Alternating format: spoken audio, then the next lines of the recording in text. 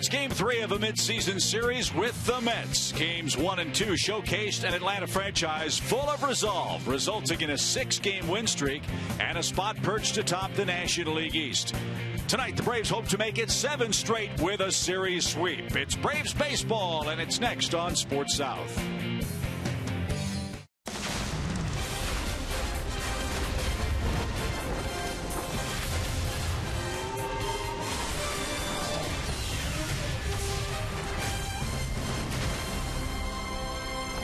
The hottest day of summer is home to the hottest team in baseball. The Braves have won 6 consecutive games here in Atlanta, and they continue to lead the National League East and look for a sweep against the New York Mets. All year long, Braves baseball brought to you by Academy Sports and Outdoors. The right stuff, the low price every day. The Braves are getting it done. They are taking care of business against the Mets and in the division. That's good news. We hope it continues tonight as we wrap things up with our friends from New York. Hi again, friends, along with Joe and John. I'm Chip. Welcome back to the ballpark where the Braves are winning baseball in a most unusual way. It's as easy, fellas, offensively as 1, 2, 3.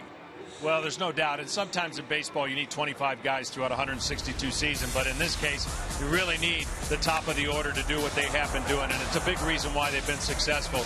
It may not be a huge average at the top of the order, but it's been enough to create runs. This offense has always been judged on the home run. Can they hit enough of them? Well, they're showing lately they don't need the home run to score runs, and that is a pleasant surprise and why they're winning baseball games. Yeah, and the numbers don't lie, John. And just as you were saying, they've only hit 2 home runs during the 6-game winning streak.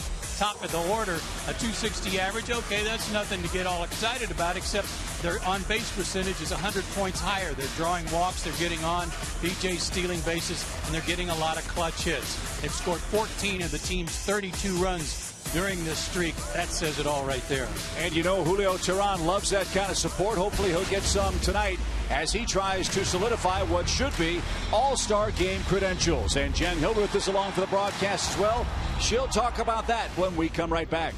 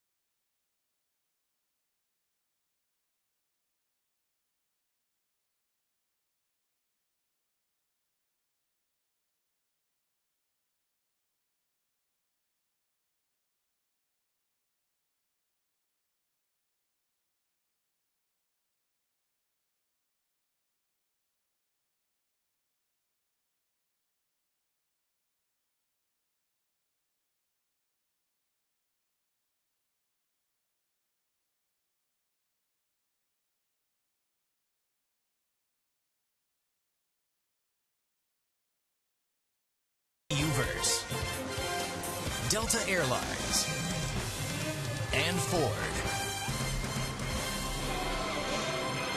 The Braves heating up right along with the weather. See if they can keep it rolling with a series finale against the Mets tonight. Hey guys, I'm Jen Hildreth at a very warm Turner Field. Now there are only 4 more home games left here, including tonight, before the All-Star break, but certainly as a lot of players get a break, then you're kind of hoping tonight's starting pitcher for the Braves, Julio Teheran, will not, because he has been pitching like an All-Star so far. You look at his ranks in the National League, he's top 5 in ERA, whip, and hits per 9 innings. Of his 17 starts so far, 15 of them have been quality. That ties for first in the National League, and one of his catchers said, as far as All-Star goes, absolutely.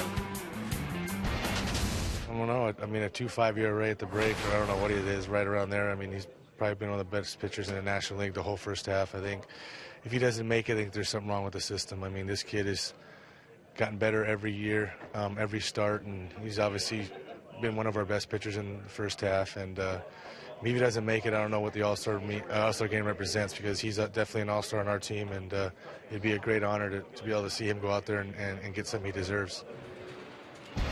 Well said, Gerald Laird. Well, Christian Bethancourt will be behind the plate for Julio Teheran, who will make his first appearance of the season against the Mets. See if the Braves can keep up the streak with a sweep. First pitch on the way.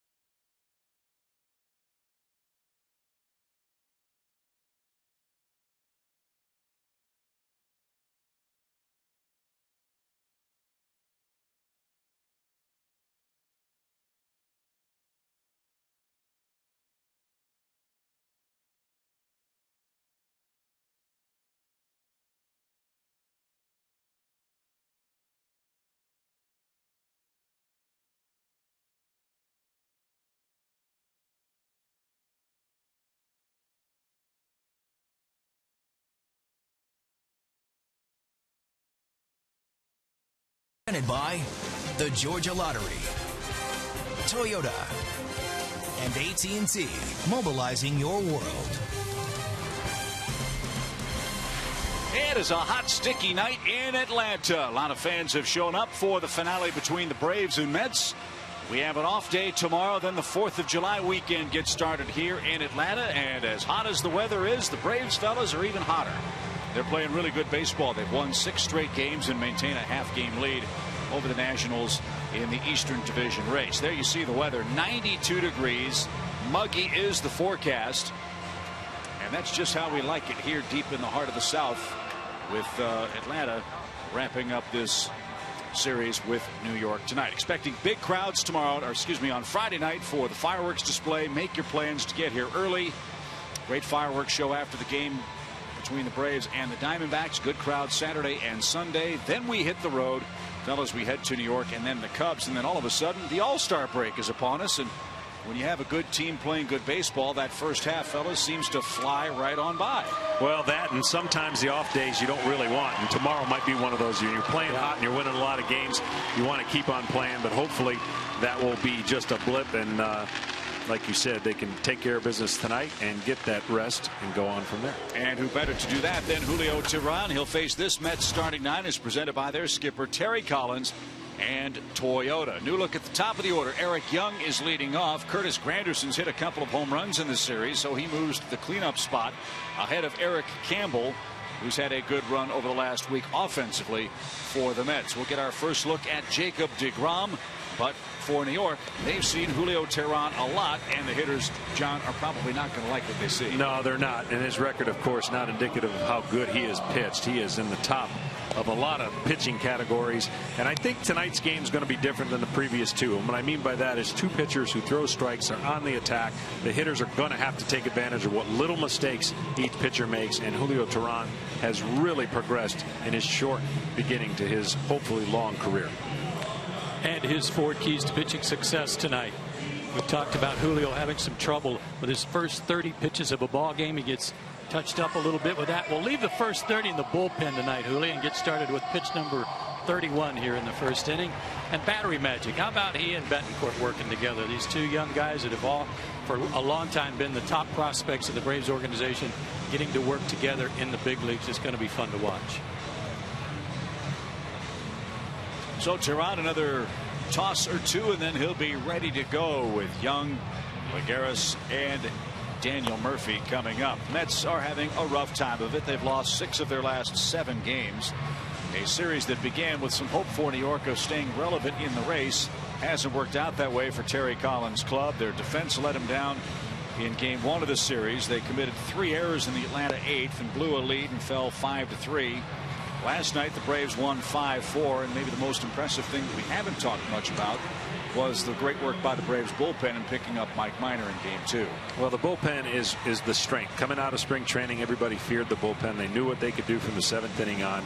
The starters were unbelievable in the beginning of the year. Offense struggled, so now the offense is picking it up, and I think the bullpen is going to start hitting its stride because the healthiness of their bullpen seems to be at the best it's been all year. So we at long last are ready to go. Eric Young Jr. is going to lead off for New York, batting .236 with a homer and 11 driven in. If there's a third key, Chip, it would be try to keep this guy off the base. He's a good table setter.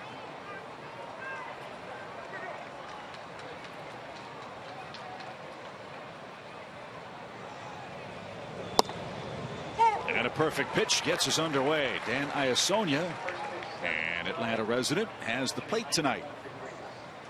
There's Dan.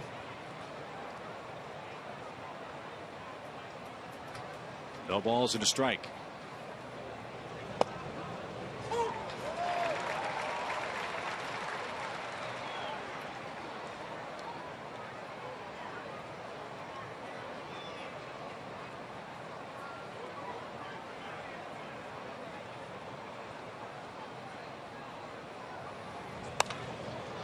Wise spoils that pitch and hits it into the club level foul.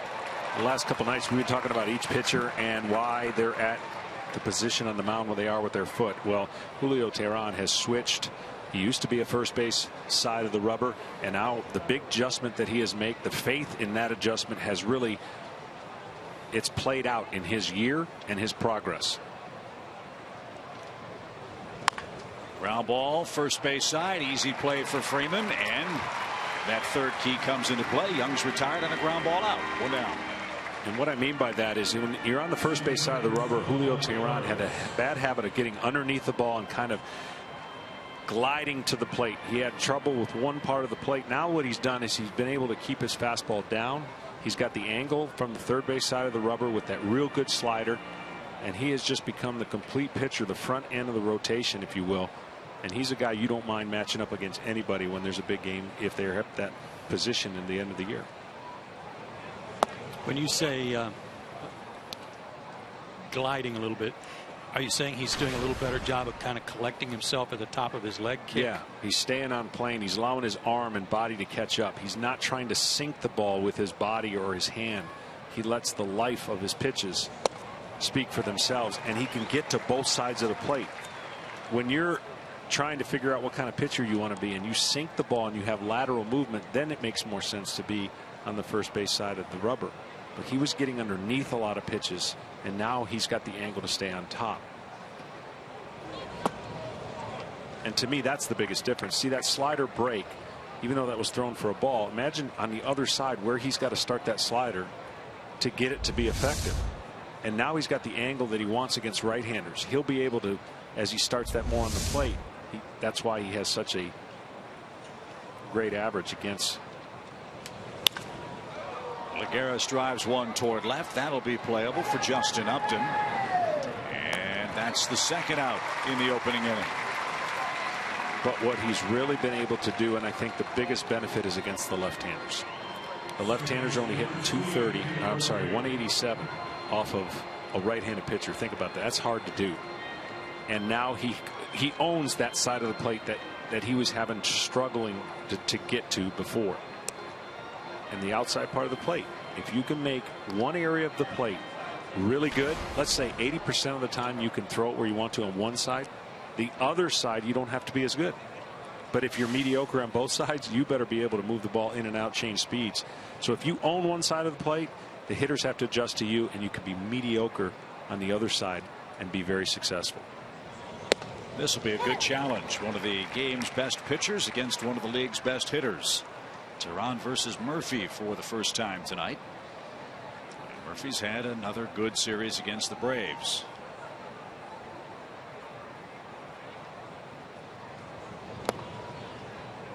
Murphy hit a long 2-run homer here last night.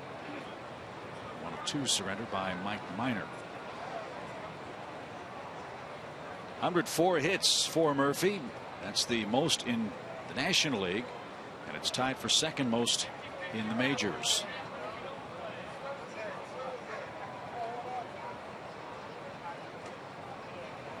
You got to think that Murphy's an all-star candidate with all those hits, don't you?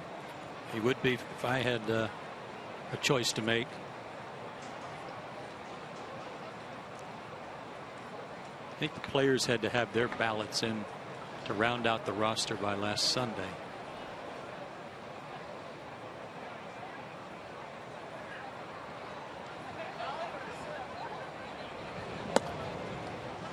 And of course, as we all know, the whole process ought to be reversed, where the players are picking the starters and the fans are picking the backup players. Not the way it is, though.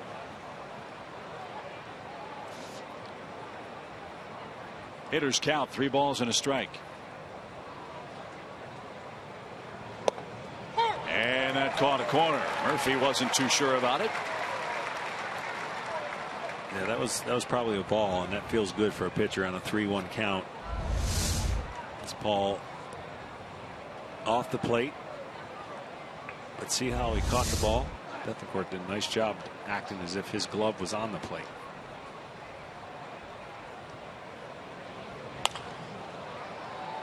That's out of play. Dan Iasonia, I think, is a guy who's fair, and he will let you have your say. But then his fuse gets real short after that. Well, that last pitch made Murphy swing it. Sure did. A ball because he had to protect.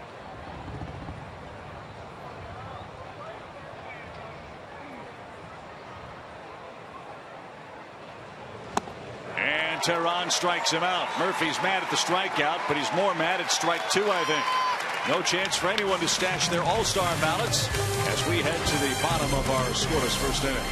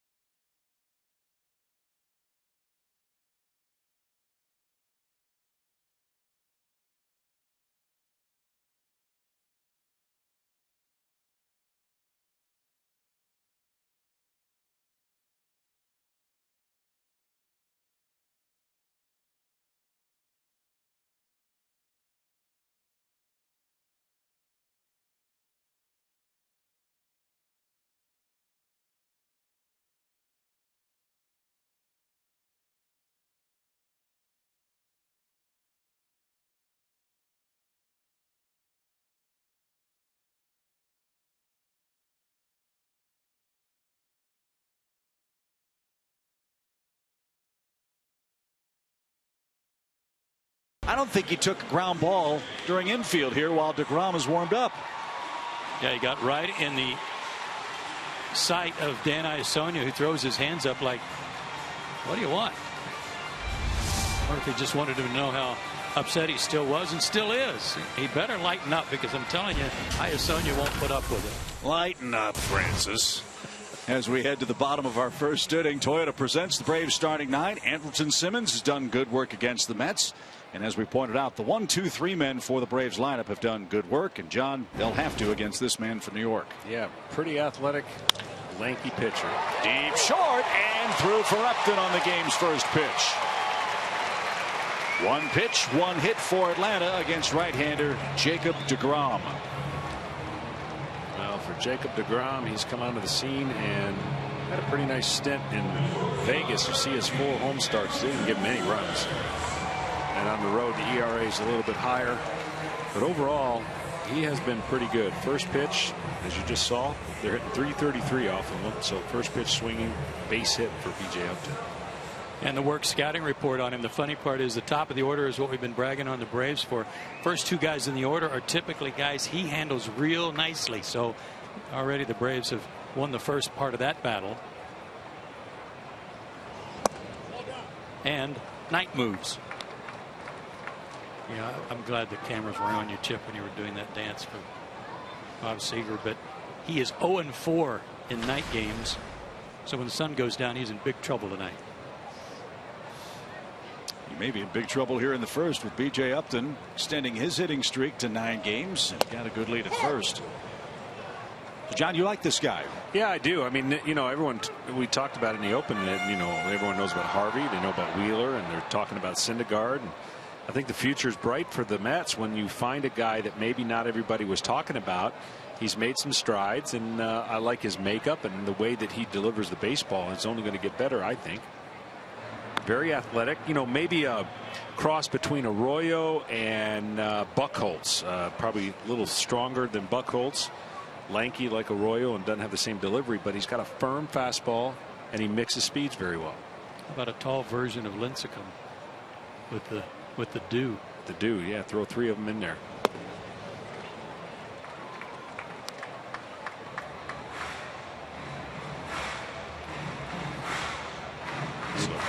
Better be careful when he's at the plate, too. He handles the bat very well.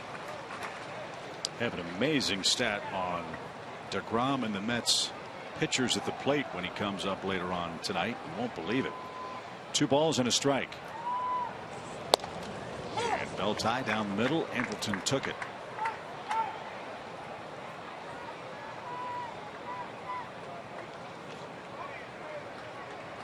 So you like Andrelton hitting second, fellas? I do. I do too, as long as he is willing to use the whole field.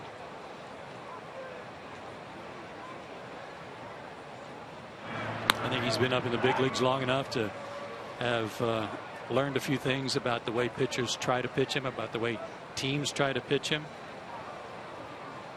And he certainly played the game long enough to have a guy on in front of him that can run to be able to take some pitches. He doesn't strike out hardly at all. Big hole right side for him here with a 2-2 pitch. And deGrom knows he's going to try to hit it to the right side. So, John, what does he do? He crowds him with the next pitch. But now it's full. Yeah, it's full, and as a pitcher, you're thinking, okay, you know the runner's going to be going. Do I have an aggressive pitcher that I can throw something out of the strike zone and maybe get him to swing and miss? Upton's running. As you'd expect, Simmons fought it off and is still alive. Because these are opportunities to take advantage of. A couple things happening. The hitter knows the runner's going. Anything close, he's more apt to want to swing at it if he doesn't have a recognition of the strike zone. He's a tough guy to strike out, I get it. But sometimes being in this role in the second spot, which is not what he's been accustomed to, you can get a little aggressive and expand the strike zone. Simmons with just 30 strikeouts in 295 at bats. Again, BJ's running, and again, Andrelton stays alive. Key here for a young pitcher is, does he have enough faith in a secondary pitch to throw now after about 6 fastballs in a row. And you're running BJ in the last 2 pitches, so you think that his jump will be a little less on the 3rd time. I don't think he got a good jump the first foul ball. Second one was okay. Again he runs, and again Simmons fouls it off. The other thing about batting second is in a situation like this, if you can go to the right side, fine, but on a 3-2 count, the guy's running, you're up there for you've got to hit the way you know how to hit now, and don't change anything. If the guy gives you a pitch, like I said, to go to right field, fine, but otherwise if he tries to come in with a fastball, if you're Andrelton, you got him in a situation right here where you can ambush one. DeGrom did go with an off speed. I think he wanted a change up there. And he missed outside. A 9-pitch at bat for Simmons. And this sets up very nicely for the Braves. A leadoff hit followed by a walk, and now DeGrom finds himself in the heart of the Braves order. Top of the order. First 2 guys are getting on already tonight. Good sign. Freeman's knocked in 3 runs in the series. He has only 1 hit. That hit a run-scoring double in the 3rd inning last night. Do not want this first pitch to be a fastball. You're in trouble if you do. And he threw a nice tight slider. I mean, the book is so well written now on Freddie Freeman. It comes down to execution on a pitcher on first pitches, especially with runners in scoring position. He's going to swing a good portion of that time on the first pitch. Tried the same spot but missed. 1 ball, 1 strike.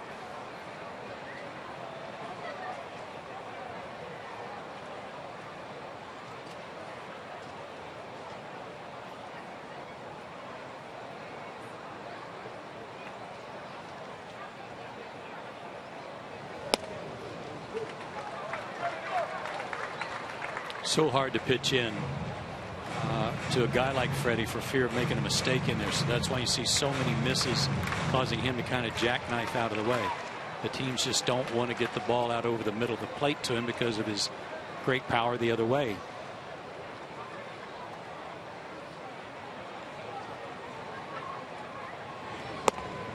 Just missed a corner outside. Now Freeman can have a whole lot of fun. 3 balls and a strike. Murphy's not too happy. No, just watching. He took his glove off. He got his hands on his hips. Felt like that was the same pitch called a strike on him.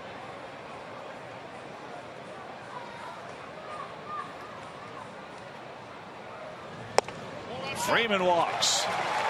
A single and back-to-back bases on balls have 3 Braves aboard with nobody out. He walked 3 in his last start against the Pirates, and it was a good outing. Daniel Murphy, if you had odds on him making it through 9 innings tonight, I don't think they're very good. No. And, you know, in fairness to him, if it was a 2-1 pitch that caused it to be 2-2, it was a pitch difference. It was a walk. Yes. You know, so he, in his mind, he had already got ready to go to first. So Justin Upton has a runner at every base and nobody out.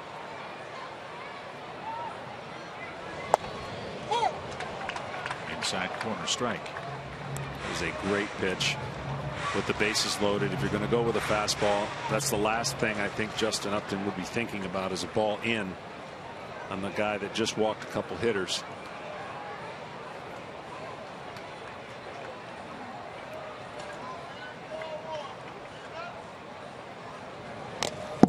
Oh, what a cut. No balls, 2 strikes. But the thing that I like about certain pitchers, you see how free and easy it is for him to throw a baseball. It doesn't look like effort. The ball gets on and stays on plane. That's why I think guys like him, if they continue to upgrade their second and third pitches, they've got a nice future, because they can, for the most part, he has located his fastball. He's missed by an inch or 2. Now the slider into Freddie was chasing him, as you said, Joe.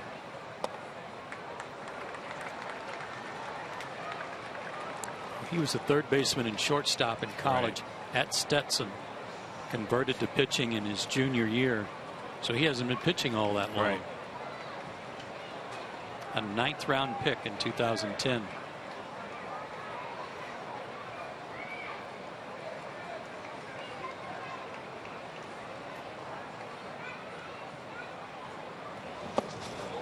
Good stop, d'Arnaud. 2-2. Look how shallow Juan Lagares plays in center field for the Mets. With one of the biggest power hitters the Braves have at the plate and the bases loaded. That may be the shallowest I've seen anybody play this year. That's where you see a lot of guys play for pitchers.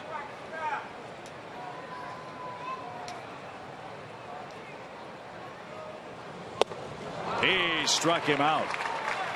That pitch perfectly located. A 94-mile-an-hour fastball is the first out of the inning. See, that part of the plate is very easy for him. Very natural to get there. First base side of the rubber. Arm side command of the plate is pretty good for him. You can see, though, he has not shown any hitter that he could throw his slider anywhere close, though, to be fearful of it. So the changeup and fastball in the first inning, been okay, very good. The slider, not so good early on. Jason Hayward fouls the first pitch off and is down a quick strike. And it's more like a hard cutter. I mean, that one right there is a good example of trying to bury it in on the left-hander. At 90 miles an hour, and it doesn't have to move very much. Right. At that velocity.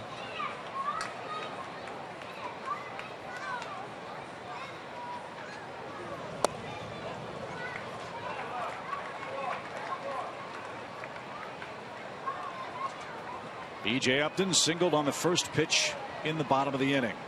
Simmons and Freeman have walked. Justin Upton just struck out. And 1, 2, 3 hitters still aboard for the Braves in a scoreless first. 23rd pitch for DeGrom on a muggy night. And he missed with it.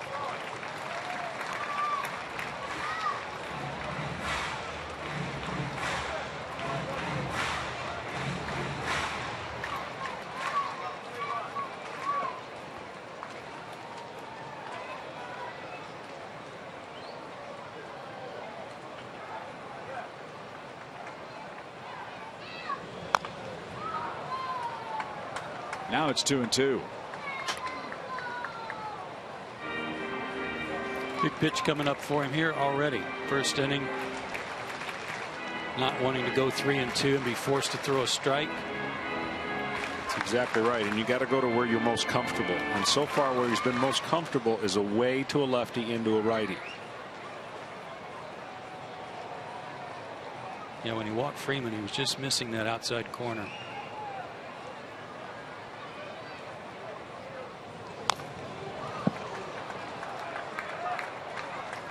Braves are doing an excellent job of making this kid work.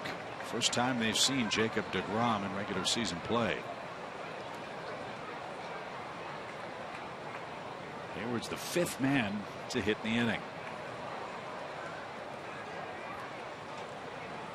Even though you're fresh coming out of the gate in the first inning, there's a lot of stress pitches he's had to make early on.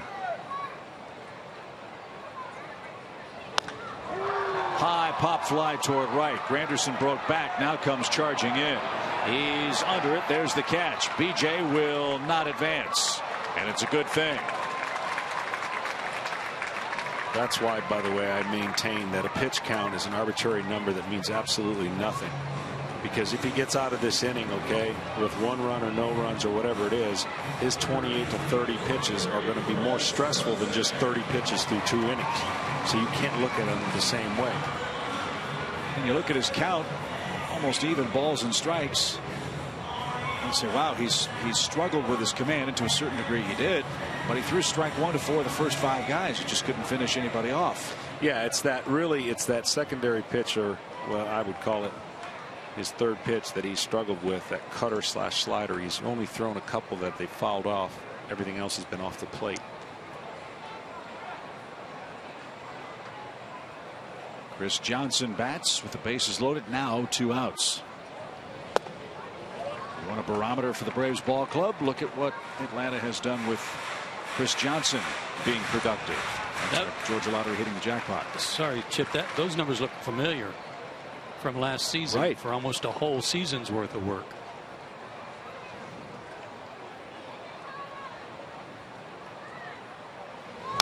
You might recall out of the gate, Chris Johnson was this team's cleanup hitter. And one big reason why was his ability to make consistent contact. Chris isn't going to hit 20, 30 home runs, but he's going to put the ball in play. And I'll tell you what I've been impressed with him is the book on him early was swing and miss a lot, but has a lot of power. And I think it's been the opposite, where the power number's down, but his average last year was almost batting crown worthy.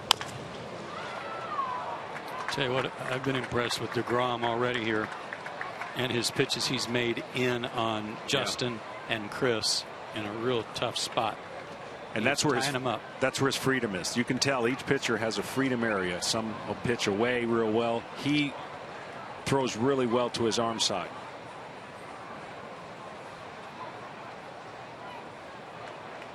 So he's got Chris behind in the count, 1-2 strikes.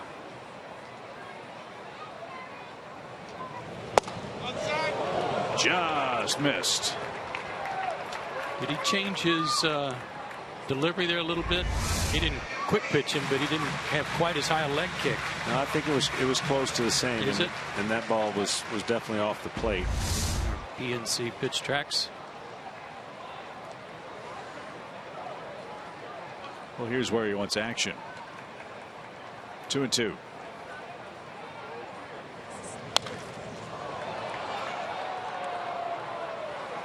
I don't think you can get Chris out there that middle of the plate away, trying to go away from him. I think that you're playing right into Chris's hands. His best stuff this inning has obviously been in to righties.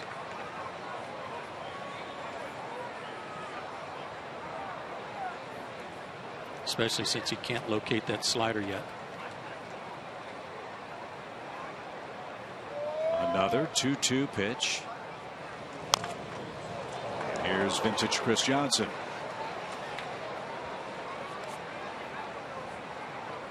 That is not an encouraging number for the Mets. 32 pitches by DeGrom here in the opening inning. But somehow so far he has avoided some kind of number, because 32 pitches usually results in some action on the scoreboard.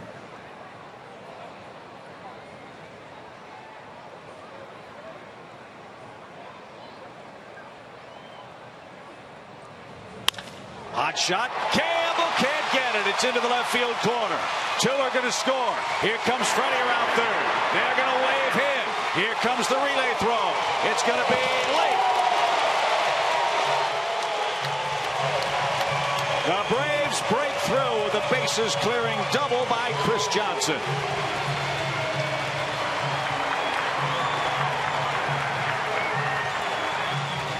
It took the 33rd pitch for it to happen, John, but a hot shot, and once again not putting any onus on the third baseman, but again not able to make a play, not able to get in front of the ball to at least knock it down, eat him up.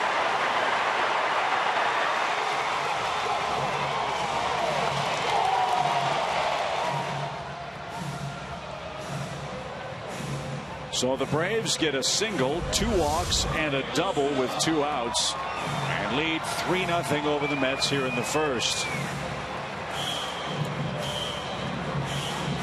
Long meeting with Dan Warthen, the New York pitching coach.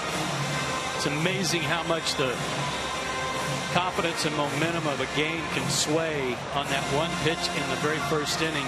If he gets Chris Johnson, strikes him out, I mean, that Mets dugout is pumped up. They weathered a big storm. Pitcher has his confidence up, and the Braves know that they missed on an opportunity. But the other is true now. And DeGrom has to add to a very heavy opening inning workload now.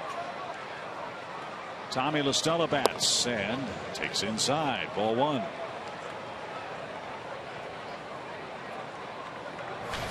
I think just about every strike call has been on the other side of the plate that hasn't been swung at, that's been in.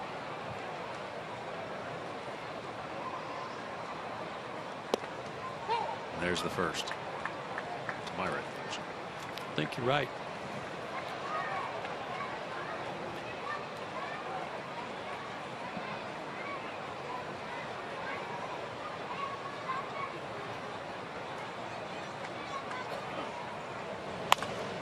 Fly ball toward left. EY gives chase, won't have a play. It's 1-2.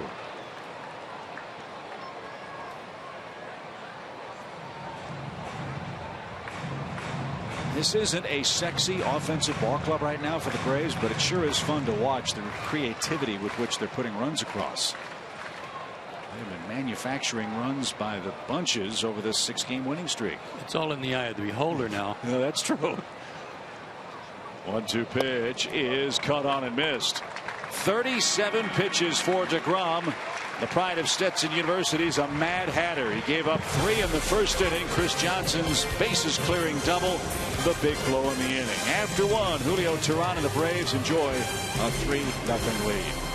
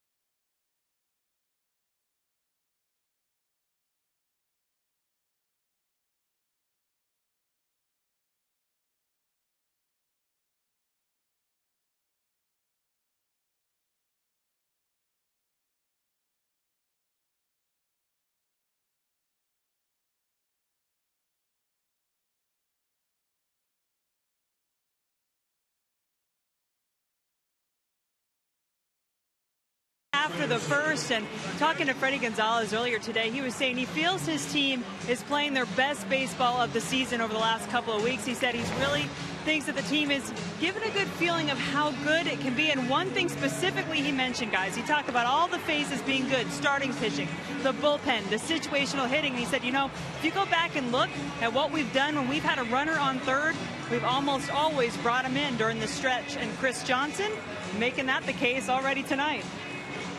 That's a good point, Jen, and we've talked for 2 seasons about the offense and needing to do little things to help overcome gaps in the offense where they're not hitting home runs. Boy, they've certainly been doing those little things well lately. So Teheran with a 3-run cushion after an inning will face Curtis Granderson cleaning up for New York tonight, and he gets an outside corner call to strike. I'm telling you, I'm convinced, having seen it enough, it is so contagious. Hitting is contagious, picking people up is contagious, and when everything goes well, you don't have to worry about being the guy. The next guy will get it. And right now, they're doing the little things you have to do. Big 2-out hits. We didn't see that early in the year.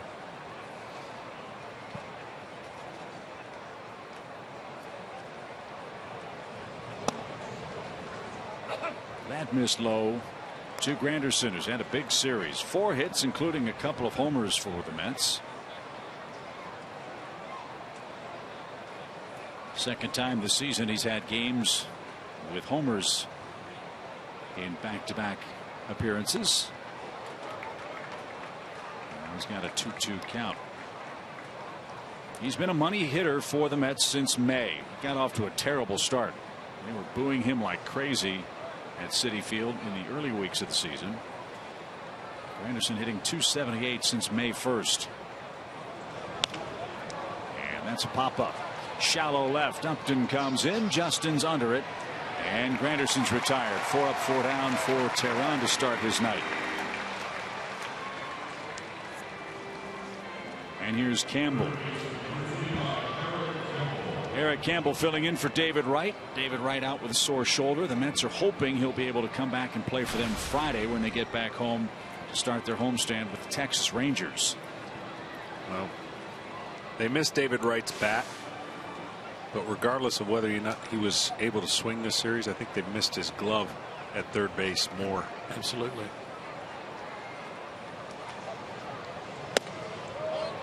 Yes, he did. Thank you, CB. CB and I have always been copacetic.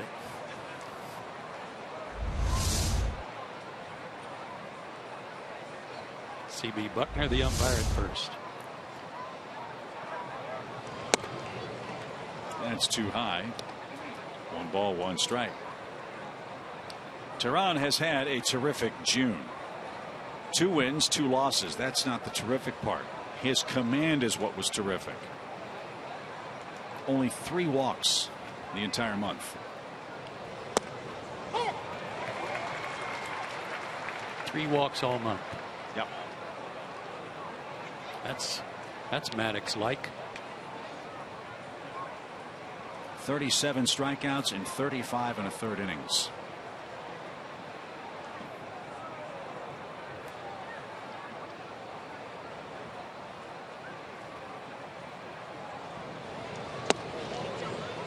And we've talked about it on Braves Live. We'll talk about it, I'm sure, a time or two tonight. John, Joe, where is Julio Tehran among the elite pitchers in the National League, and how worthy of all-star consideration do you think he will be by Mike Matheny and his staff? He's an all-star, period. He's had an all-star year, and he'll be rewarded for it. John sees more of the pitchers in the league in the other divisions than we really get an opportunity to. But I can't imagine that there's too many other guys more worthy. I mean, Cueto's going to get it. Wainwright's going to get it. Of course, Kershaw, Greinke. And then depending on some of the teams that may not have a representative worthy, a pitcher or two, but. Line to right. Jason Hayward in the sunshine has that. Campbell's retired. 2 outs. I'm just telling you, based on his progression, you would not be much of an underdog no matter whose ace you went up against if it was a 1-game playoff or to start a series with Julio Tehran on the mound. That's how far he has advanced in the eyes of hitters, in the eyes of that last name on his back. I mean, certainly Kershaw is always going to get the attention. He's going to be the one that it's going to be hard to beat. Then probably Wainwright. That's high praise. I just have seen enough of him lately, and really over the last 3/4 of a season. He's got it. Lucas Duda pops one up left side, and Chris Johnson's got that. 6 up, 6 down for Tehran. He's thrown 27 pitches on a hot night, and he leads 3-0.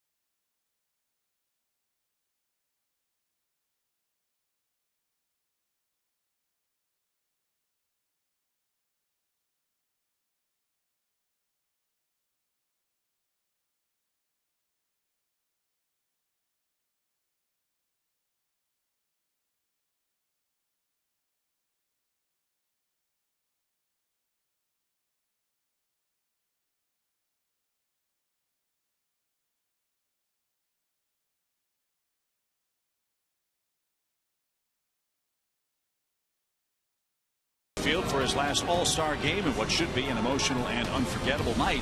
Special coverage starts at 4:30 on Fox Sports 1, followed by the 2014 All-Star game at 7:30 on Big Fox.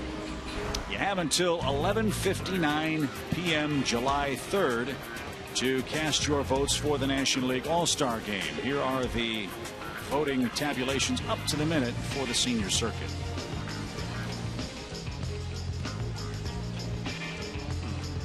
I've pretty much said all along that there weren't too many arguments there.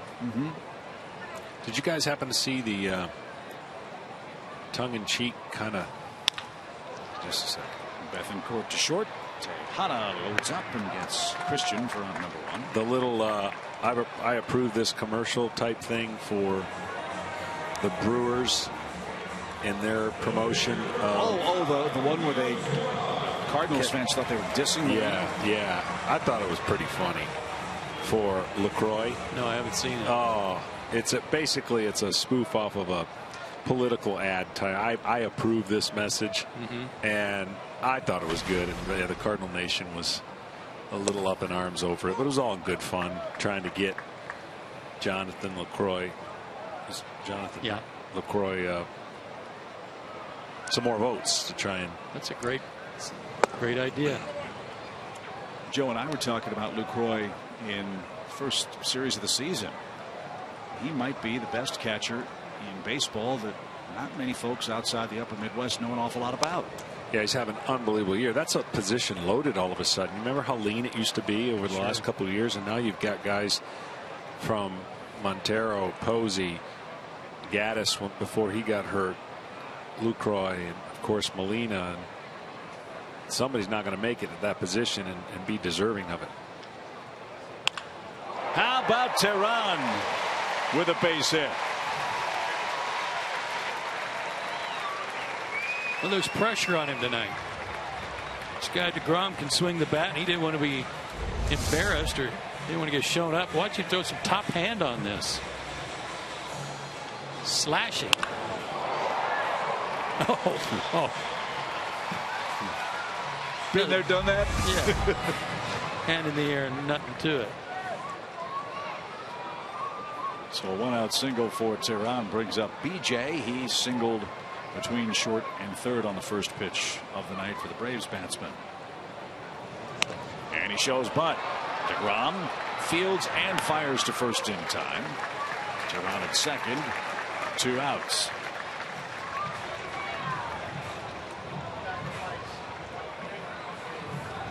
I think BJ's getting a break there on the at bat, getting that call to sacrifice. He was definitely bunting for a base hit and would have had one if he could have just gotten it closer to the third base line.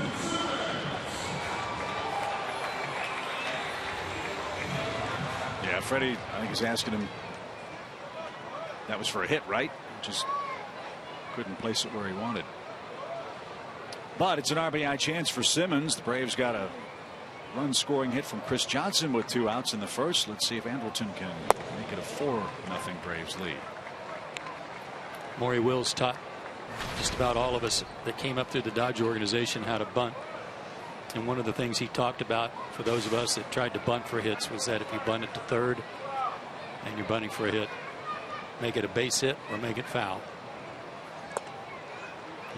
If it's too close to the line and rolls foul, then no harm done.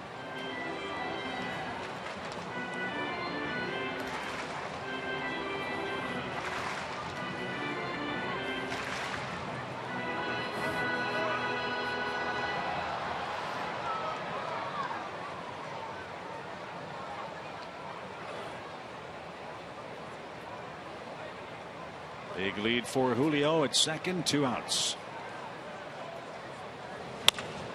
He tried the right side, but Murphy's got it. And from the outfield grass, he'll make the peg. No runs, a hit. A man left. We're through 2 in Atlanta. 3-0. Braves lead the Mets.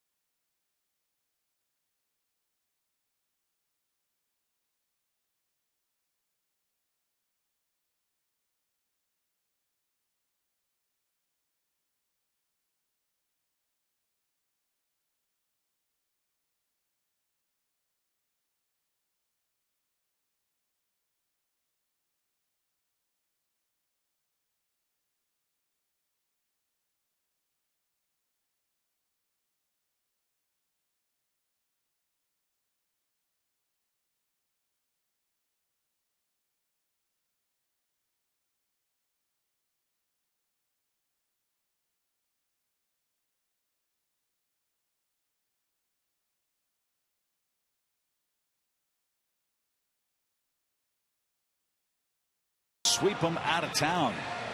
Atlanta got 3 runs in the first inning to support Julio Teheran. The Braves right-hander is trying to earn his 8th victory of the season. And Teheran is the subject of tonight's AT&T Universe trivia question. He has a 2.34 ERA and 103 strikeouts. Name the last Braves pitcher with 200 or more strikeouts and an earned run average under 275. Your Cy Young year, what was your ERA? Not under that. The old 10 runs in late August. Colorado took care of that.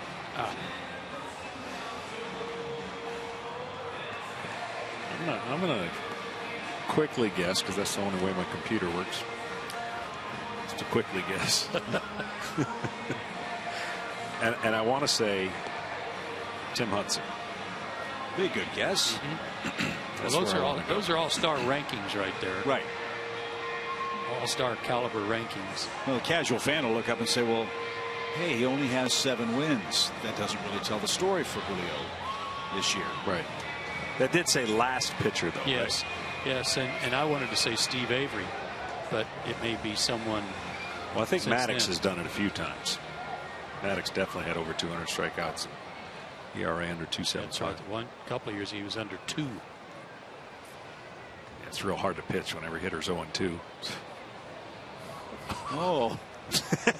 guy ought to go in the Hall of Fame. Yeah, right. That's what he Gee. My gosh, it's like telling Tiger Woods it's real hard to play golf when you know what yardage every club is. Travis d'Arnaud leads off for New York in the 3rd. He's 1 for 7 in the series. D'Arnaud's been a highly touted prospect for a while. He did not grow up a Met. He was originally a Philly. Well, they've traded away a lot of good young players over the last several seasons in Philadelphia. d'Arnaud, one of them, needed to acquire Roy Halladay. A pop up in foul ground right side, should be handled by Freddie Freeman. It is. And there's the first out in the New York 3rd. Here's Tejada. Well, Terry Collins led team. They're going to fight. Absolutely. He may be undermanned, and he may not have the mixture he wants, you know, whether it's coming out of the pen. I believe his starting staff has hung in there and done a nice job for him, but they're going to fight, and he won't tolerate many games like they played in the first game of this series.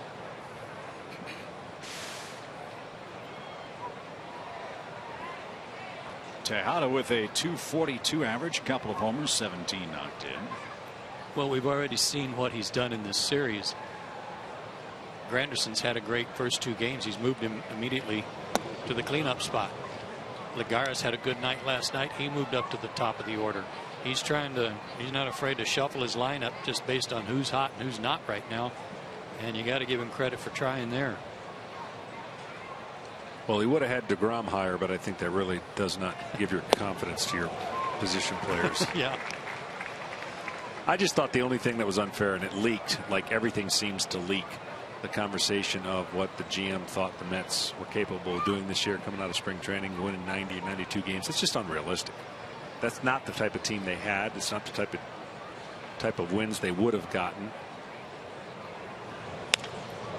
Tejada skies one shallow center. Out goes Simmons. He's got it. And it's 8 up, 8 down for Julio. And DeGrom, the pitcher, will try to hit. So if you hear that, what does that say about your manager? Your manager can't feel good about that in the sense that you don't have that kind of team. Right. You're in a stopgap. You're waiting for Harvey to get healthy. You're waiting for the maturity of their pitching staff to get there. And you're certainly not putting together a team thinking that guys like Abreu and Colon, these guys aren't going to be the future of your organization. They're just trying to help your roster and win games now.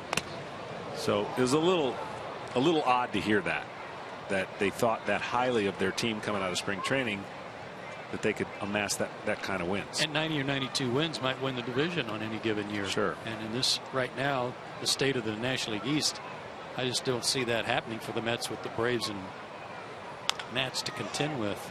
Slow roller to first. Easy play for Freddie Freeman. And Tehran with 7 pitches got 3 more outs. He's perfect through 3 innings. He leads 3-0. Here's who's due up next. Sponsored by Delta.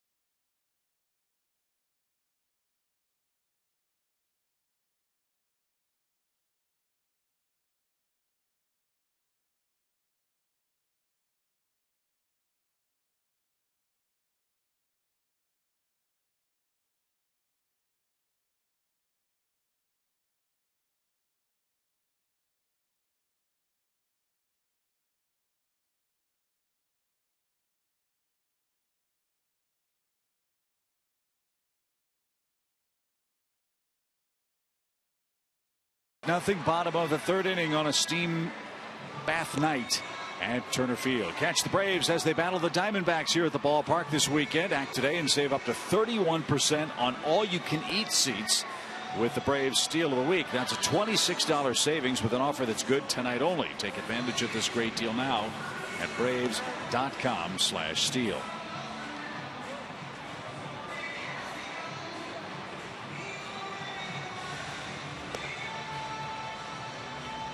A lot of choices. We've seen the Cracker Jacks. We've seen the cotton candy. I love cotton candy. Do you? Yeah. Really? You guys wouldn't want me to have cotton candy up here, though. Why not? No. It would be bad. It would be first 3 innings you wouldn't notice much, but then after I finish it, it would be bad. Especially in your current situation right now. Be bouncing off the walls. Oh yeah. I'd kind of like to experience that, to be honest. Well, maybe Friday, for the 4th of July, we can test it out. I haven't seen any cotton candy up here at all week, and I thought it was pretty much that way all the time. I'm just happy to see you guys. I can tell. 2 balls, no strikes for Freddie Freeman, who walked and scored. And that caught a corner. We'll keep you up to date on the Nationals game. They're hosting Colorado tonight. Braves a half game ahead of them. Phillies are in Miami. It's scoreless in the bottom of the 3rd. First final in the National League. Cleveland beat the Dodgers 5-4. Second final, San Diego 3, Cincinnati nothing. Boy, Cleveland went out and handled the Dodgers.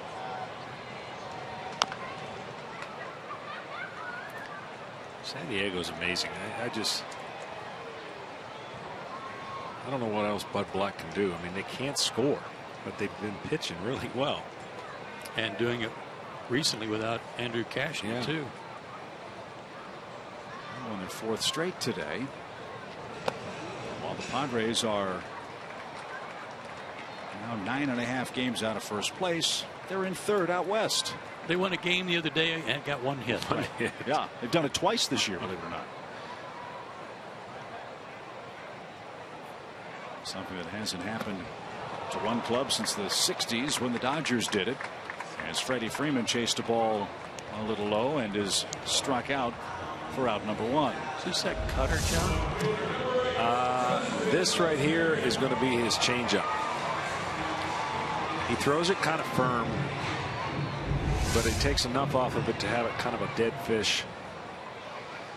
Take them off their fastball. That was a great location for it. 89-mile-an-hour changeup.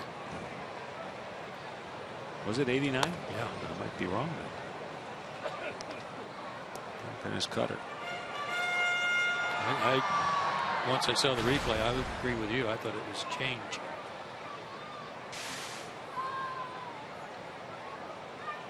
Made a good pitch to retire Justin back in the Braves first.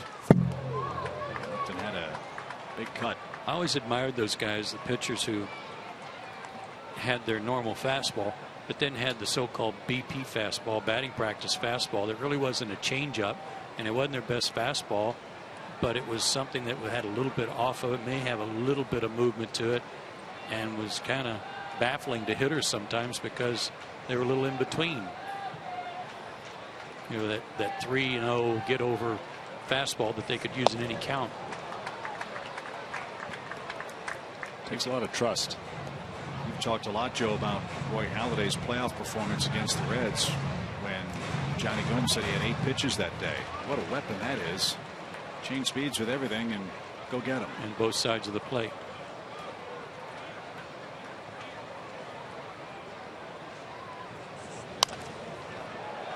Out of play foul.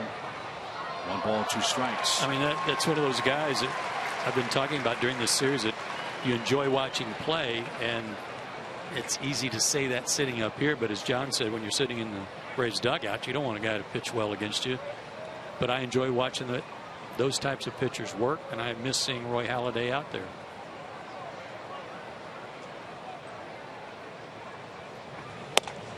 How about that pitching to Justin Upton? He struck him out twice. That was a 94-mile-an-hour fastball. And 2 quick outs in the 3rd. I can see what you've been talking about, John, and there's a lot to like about him. Yeah, it's free and easy, and when he locates, it's going to be something special for the Mets. I just don't remember them talking highly of this kind of prospect when they were praising the Wheelers and Harveys and Syndergaards. That might have been a big advantage for him. He could fly under radar and just continue to progress. He pitched at 3 levels last year and went 7-7. A, AA, and AAA for New York. He's kind of got a long arm delivery that I don't know how tough that might be to pick up. It would seem to me a little easier to pick up because it is a very long arm slot, I'll say. Throwing it straight behind him, throwing his arm straight behind him.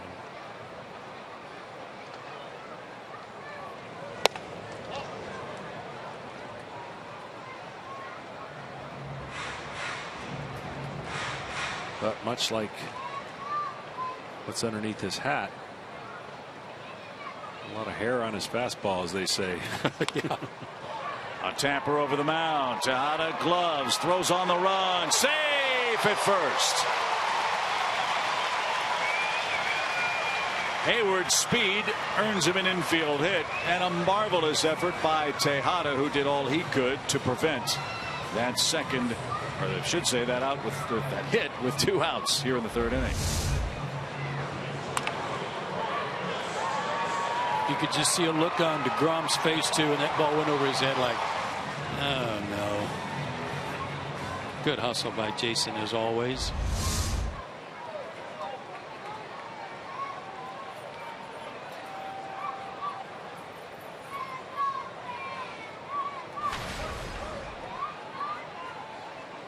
A 3-run double for Chris Johnson in the 1st. And that's where we stand now. 3 runs on 4 Braves hits.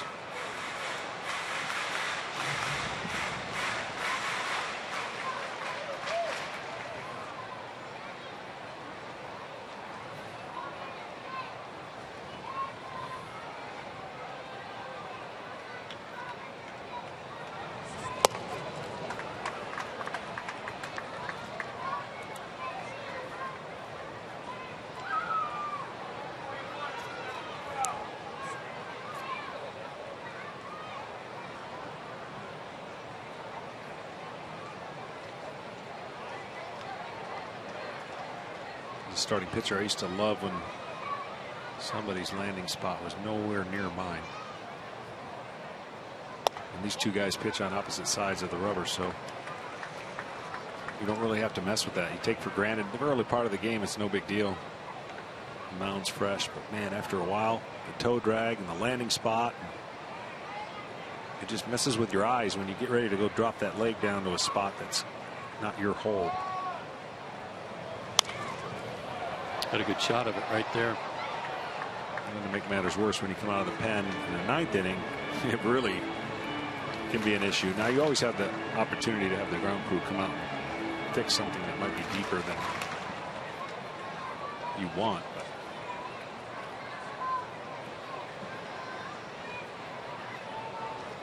you know, the old big toe on most pitchers pay the price on the right foot.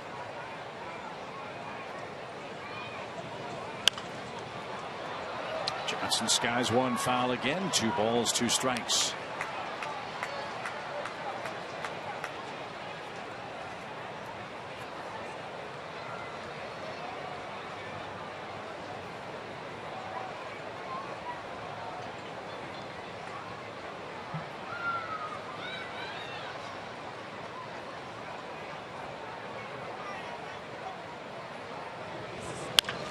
Lined over short. Chris Johnson's 2 for 2. There was the off-speed pitch. That was the first time he really gave it away. And he really telegraphed it. See the grip. He slowed everything down to try and change speeds other than what his hand was going to do to the baseball, and it just sat there right in the middle. Good balance by Johnson. Staying back and taking advantage of it. So 2 on for Tommy La Stella. He struck out to end the Braves first. Braves are working over Jacob deGrom. That was his 69th pitch.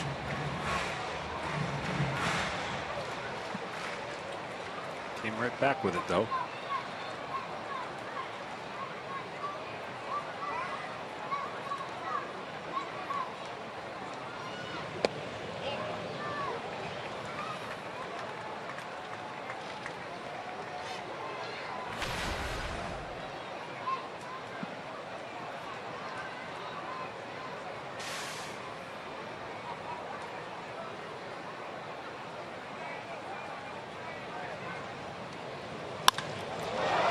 Fly ball to right. Granderson goes back, and at the edge of the warning track we'll have room, and that retires the side. Braves get 2 hits with 2 outs in the 3rd and maintain a 3-run lead.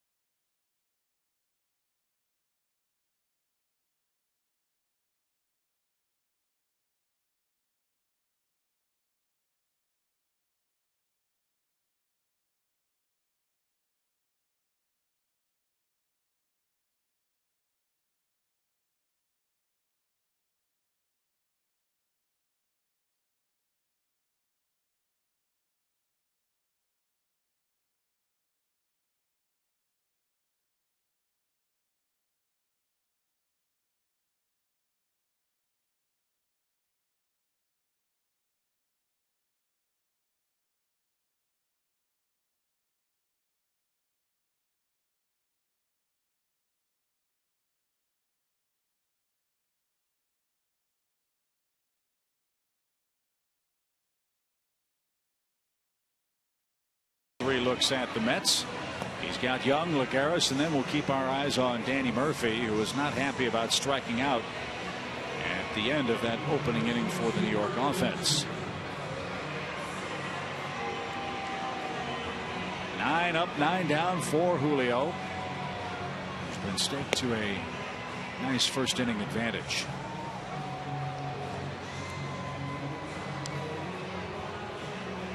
Teheran tonight looking for his second career victory against the Mets. The Braves usually don't score for him. He's gotten less than 2 runs of support per outing in his 3 previous starts against the New York club. But he loves pitching in the East, loves pitching here at home. So those things in play in Game 3 tonight. Here's Eric Young Jr. He bounced out to first in the first. And he's got through the first 30 pitches with relative ease.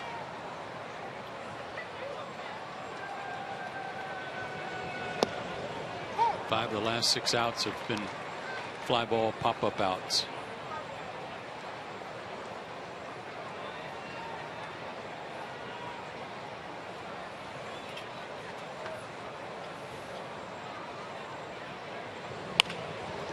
Young with a little blooper into center field has the first Mets hit of the game. Talked a lot about the Braves' struggles to find a leadoff hitter.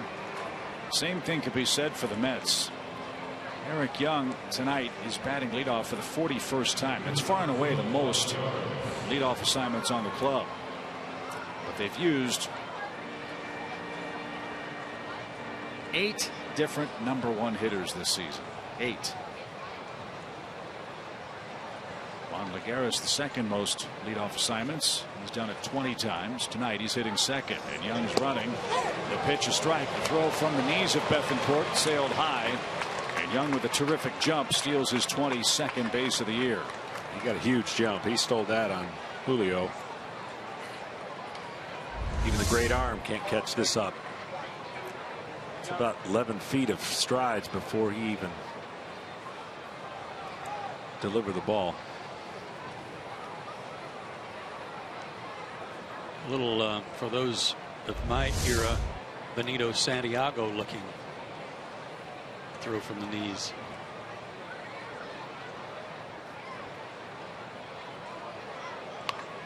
Lagares tries to bunt. Teheran got it and had no chance to throw to second. Chris Johnson ducked just in case Julio was going to let her rip out to second base. I mean, I understand what they're trying to do here, and if he gets it down, you got runners on first and third and a rally, but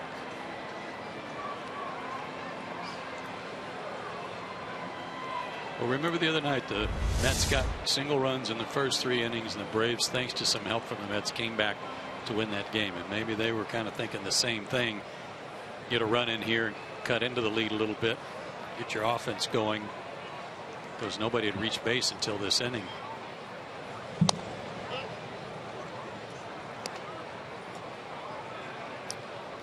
No ill will by Murphy with Dan Iasonia as he stood in for his second at bat of the night. 1 ball, no strikes.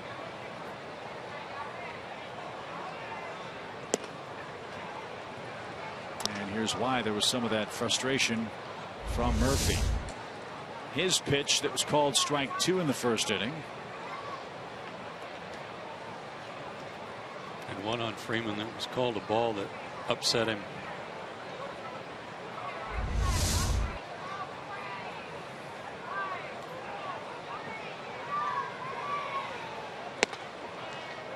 So it's around to the stretch, John, for the first time in this ball game. Is that as big a deal as we sometimes make it out to be? no, not really. I think it's more indicative of how good Murphy has been for the Mets, trying to pitch carefully.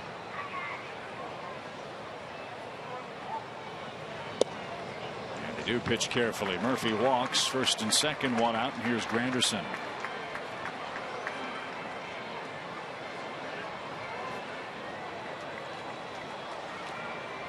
I'm still impressed that Darvish pitches the whole game out of the stretch. That, to me, is whenever you could pitch out of the windup, it was such a luxury because you had deception and your natural movement going to home plate, that usually is why the windup is there for you.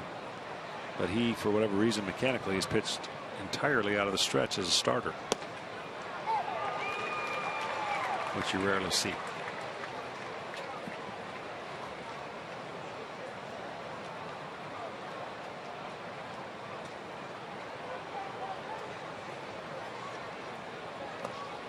.33-year-old Curtis Granderson, the pride of Chicago, during his 9th full major league season, signed by the Mets to a long-term contract. They signed him, fellas, through 2017. And coming off a season last year where he managed to play only 61 games. A broken right wrist in spring training, a broken finger on his left hand in May.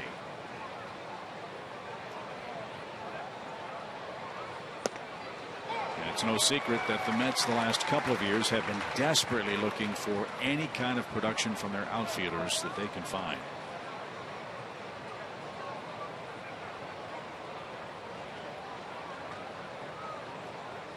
And he has come on after a very, very bad April. 1 ball, 2 strikes. Well, they put a lot of money and a lot of stock into Jason Bay not too many years ago. That certainly did not pan out. They had Angel Pagan in center field, made an ill-advised trade of him to the Giants, and he's really prospered there. That one couldn't be corralled by Bethancourt, and a wild pitch chases runners to second and third with 1 out. It was a little unfortunate. Hit the shin guard at an awkward place and just scooted it dead right.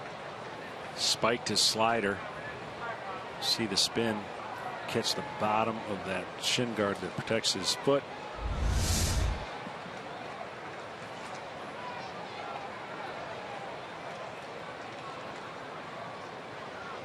So a chance for Granderson to chase home a couple of runs perhaps with a hit here.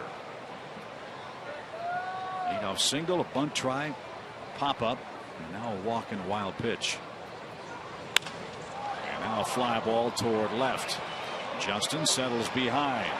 He's got it. There's the catch, and he'll concede the run. A sacrifice fly by Granderson earns him his 39th RBI, and the Mets are on the board. It's now a 3-1 game.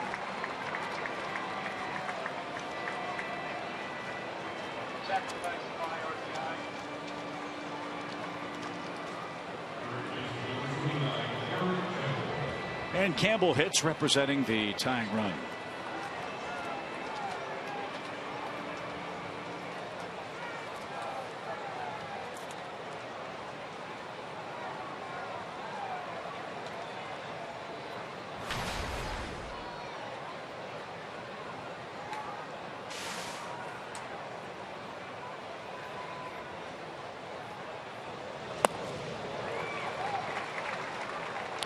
Well, that's an explosive slider, isn't it? Yeah, that's knowing that a hitter wants to be aggressive off your fastball, so you throw him a first pitch slider, and there's no better feeling when he swings out of the strike zone. Used to hate it when they were taken.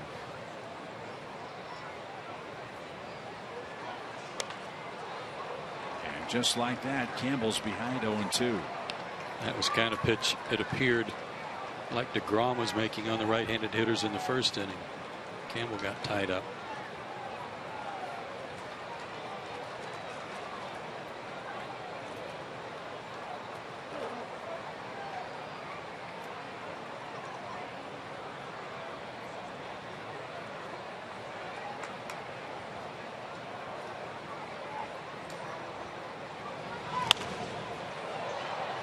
Sprayed to the right again, 0-2.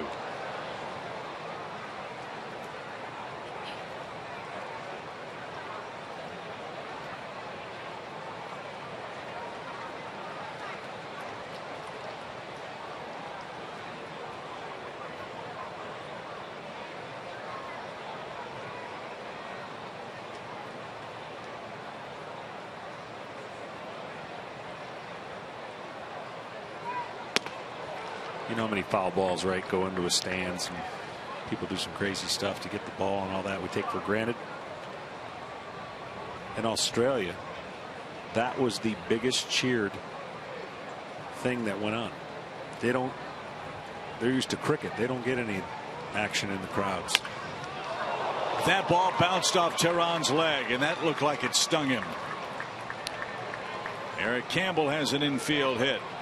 Anytime a pitcher doesn't react to go get the baseball, you know that it really hurt.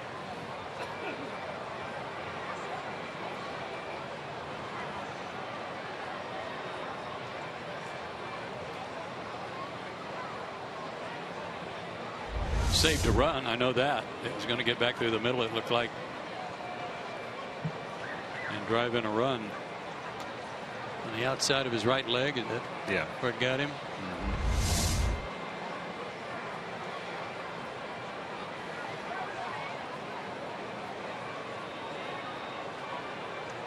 Kind of the meat of the calf there, or the side of the calf. The one thing you want to make sure as a pitcher, even though you want to stay in the game with a lead, and that's always the first response, is just let me throw some pitches, is that whatever part of your leg or part that gets hit, you don't want to favor it so that it ends up translating upwards into your right arm. So as the game will go on, I'm sure it'll tighten up, but all you want to do is make sure you can land on that leg without any apprehension whatsoever. And get some attention on it in the dugout too, so that it doesn't, if it did get his calf muscle, doesn't tighten up on him before the fifth. So he's due to hit in the bottom half of the inning. So an infield hit for Campbell. Murphy's at third, and Lucas Duda's the hitter. There are two out here in the fourth. The Mets have scored their first run of the game.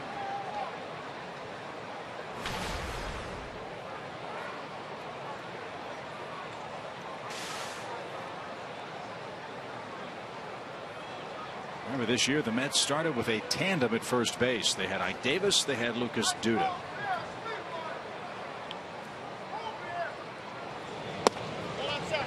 They had those two guys sharing the first base position for the first 4-6 weeks of the year, until finally the Mets decided to cast their lot with Duda. They traded Ike Davis to the Pirates.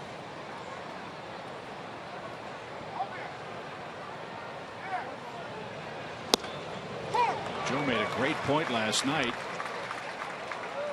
You compare the numbers of Lucas Duda on the line to those of Freddie Freeman. Freeman has a much higher batting average.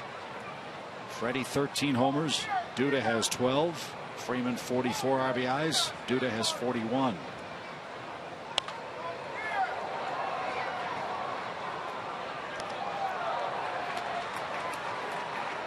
They had him hitting higher in the order too earlier in the season, and he's kind of found a comfort zone down there in the 6th spot.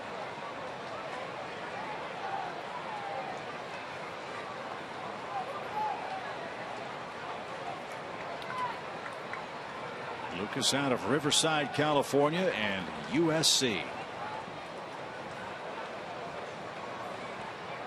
Mets got him in the 7th round back in 2007.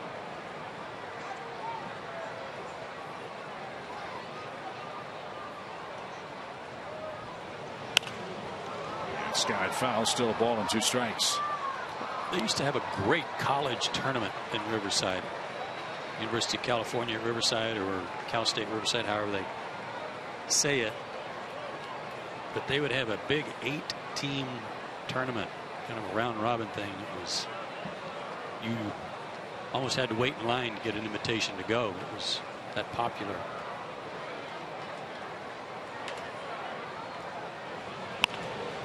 Jammed him, and it's popped up to right. Jason Hayward puts the squeeze on that. The Mets strike for their first run on a couple of hits and a walk. Julio Teheran is due second in the 4th with a 2-run lead.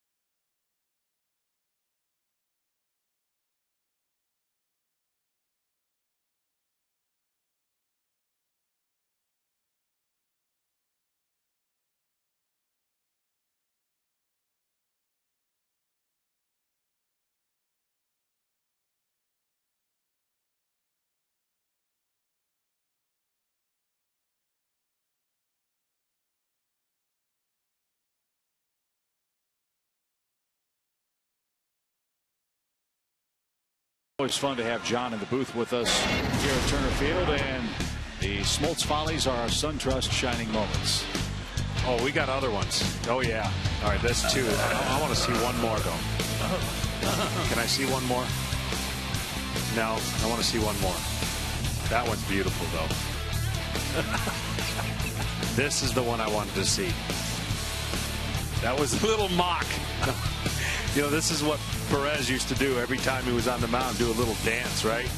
Well, if you would have seen the Expos dugout, they all fell off of the bench laughing. And I had told the guys, I told Glavine and Maddox, I said, watch, if I get a chance to face this guy, watch what happens if I strike him out. And they didn't know what I was going to do. Well, it made, at that time, CNN Play of the Day. Well, he had told Eddie Perez, because we had to face each other back to back. He said, you tell Smoltz, next time I face him and I strike him out, I'm going to sit on the mound. So Eddie passed on the information. I don't know how many pitches it was. I think it was 10, but I was an emergency hack. I was not allowing him to strike me out. I didn't want to see him sit on the mound. So he never got to. He never got a chance to sit on the mound, but I had wanted to do a little mock kind of whatever dance he did. So now, of those 4 highlights that we showed, was that your favorite, the mocking of Perez, or who was that caused your body to go into just spasm? The umpire? No, when you got hit and then just Mark Thompson. You had a stroke. Oh yeah, he hit me right in the kidney. Oh, they were all laughing. Was Perez laughing? Yeah. A little bit. I tried to always have fun in certain moments that, you know, without totally embarrassing somebody. But there was a guy right there in that shot, though, that's a heck of a player, Jose Vidro. He had my number for sure. Tough out.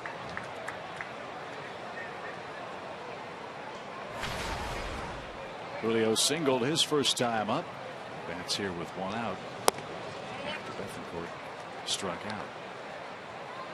I kind of like the stop, drop, and roll myself. That's probably number 1. There's no doubt.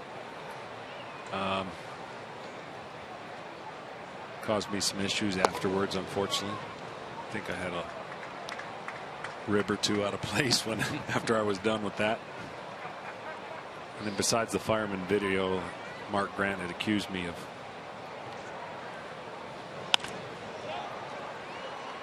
I don't think Julio had any idea where that ball was hit. I think he got jammed so bad he went down the line shaking his right hand like that.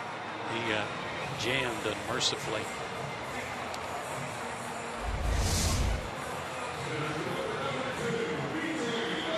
Yep.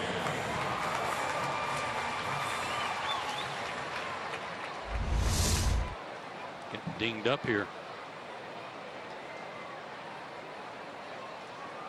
2 quick outs. Let's see if BJ can work the count a bit and give Tehran a little rest. 3-1 Braves, 4th inning, trying to sweep away New York. Mark Grant had something on you? Well, he accused me of being the mascot of the Padres. When my hat came off. The Friar. Right? So I think somebody had blown that up too or something. I mean, ruthless in this game, you know. Yeah, heaven forbid you stop, drop, and roll.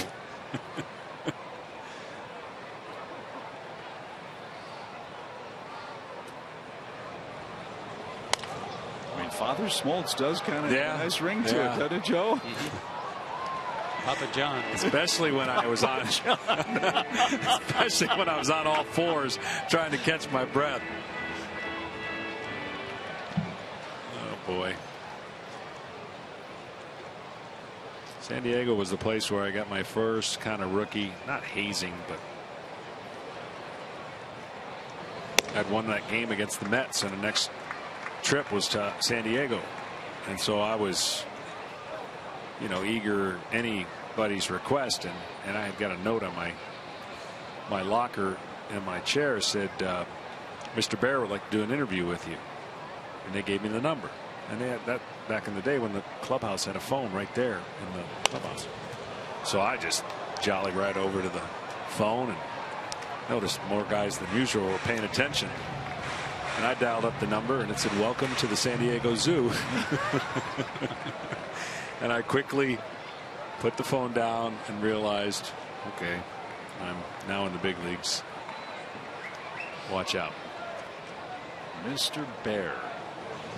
As Upton is down swinging. DeGrom gave up 3 early, hasn't given up much since. He has struck out 6 Braves through 4, and he's due up when we come back.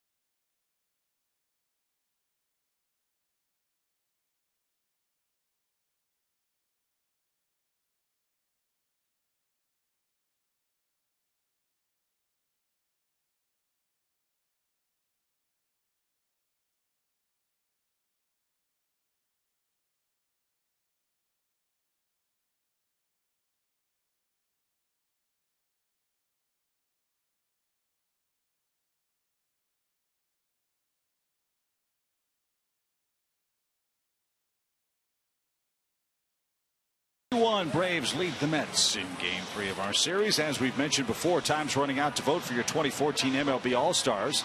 Help Freddie Freeman, Evan Gattis, Andrelton Simmons, and Justin Upton get to the Midsummer Classic. You can vote up to 35 times for your favorite Braves players, and you get a special offer of $10 off club reserve tickets when the Braves battle the Marlins July 21st through the 24th. Visit Braves.com/vote today.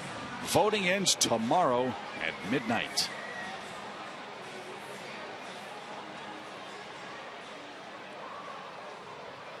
I noticed 2 positions, 1 each in each league. That little lean, I think, shortstop in the National League outside of Tulowitzki, and then kind of second base, I think. So shortstop in the American League, Jeter, and then you scratch to try and find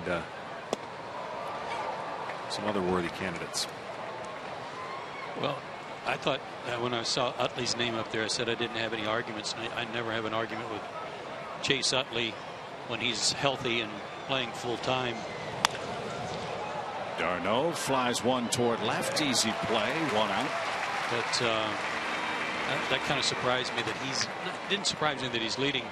But I started trying to think of another candidate for the National League second base, and outside of Murphy, because he's here tonight, I couldn't come up with anybody. Yeah, the usual suspects have been, for the most part, been Rollins at short, and the Reds, Phillips.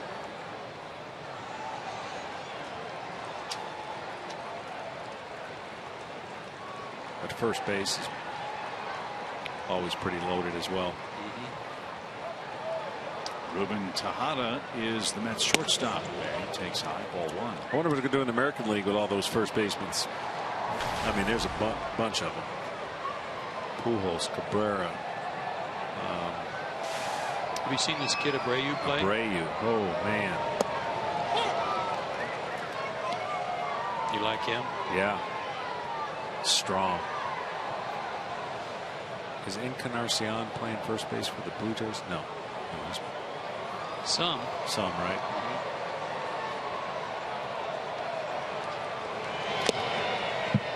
back by Tejada. 1 ball, 2 strikes. But I'm with you, Joe.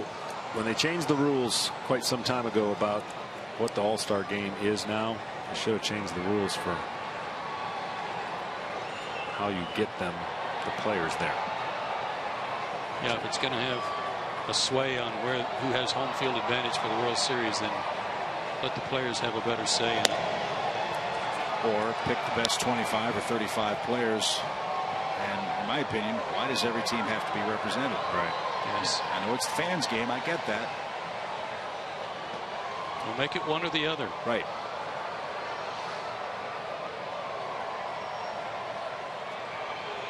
Two and two for Ruben Tejada. And Teheran just missed. It's a full count. So far, Julio not showing any signs of that ball hitting him in the leg bothering him, or his right hand hurting too much for gripping the baseball after getting jammed.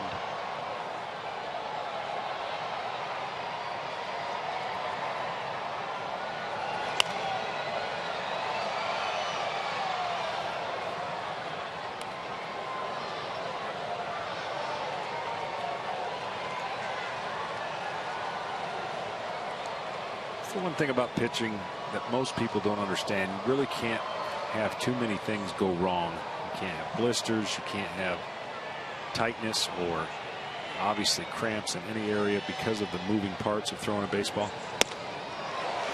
Nothing wrong with that pitch. Tejada chased one up in the zone and he struck out. 2 down.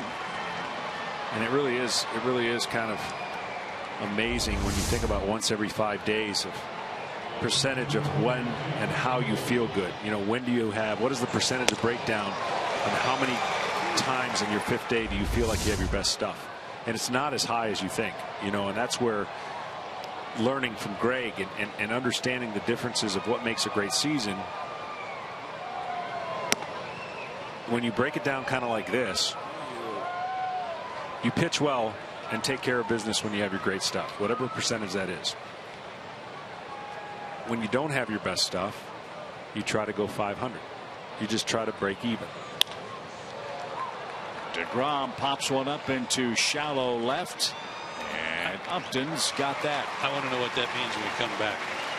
3 up, 3 down in New York's 5th inning. 2, 3, and 4 up for the Braves, who lead by 2.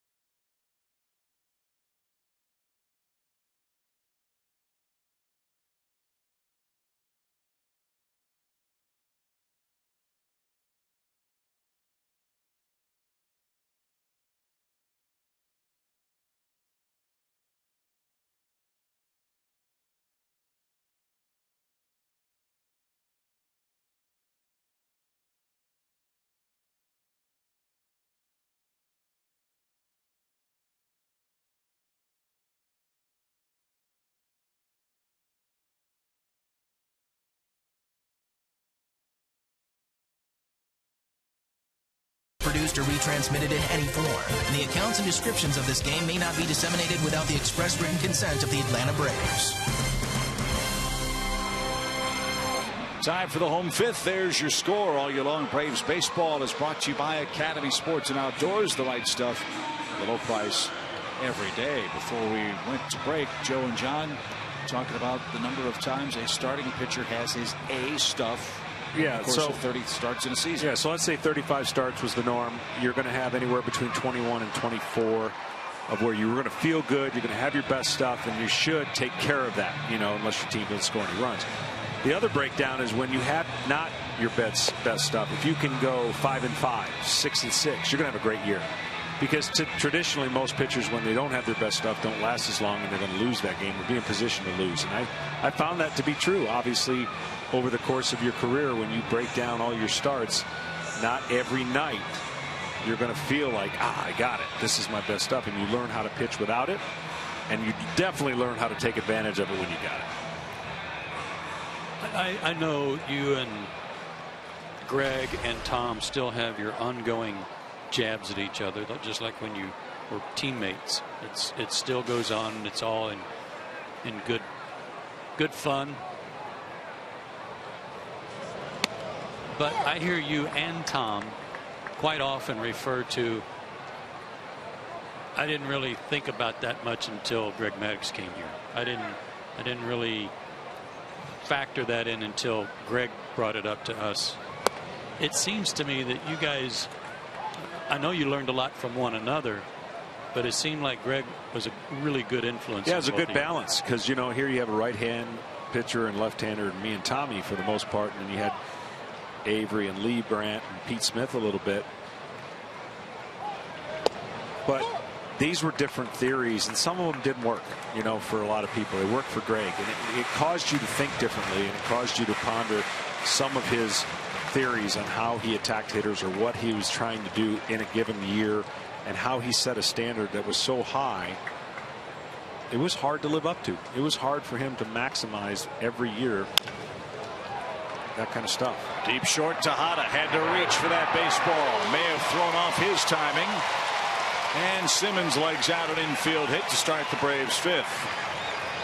And to button it up, conversely, you know, just at the different time of the year in the postseason, being able to add some things for Greg or talk about some things that were different, because in 162 games there was nobody, period, nobody, right and left combination, that were more prepared and better than the hitters over 162 games. There's nobody. I mean, they just did that much better of a job of knowing how to attack a lineup and feed off the ego of the hitter. It was a little different in a condensed series. In a best of 5, best of 7, they could take some things away from Greg and Tom that you couldn't take away in a regular season game. But it sure was fun hearing different things and knowing what each perspective, you know, it's like all of us could watch one event and we're going to see it from different angles and describe it differently. Sure. And that's kind of where Greg was and Tommy was, and where I fit in. Simmons at first with nobody out. Was there one lesson that you took away from Greg? If you had to pick and condense your experience with him professionally, what would that one lesson be? Well, because he had so many great years, and because he was constantly winning a lot of games, and I remember him talking about defining what a good year and defining good moments and stretches in baseball. And I remember him saying, remember what you're doing when things are going good. Because when things are going good, you don't take time to even think about it. You're just kind of in that zone.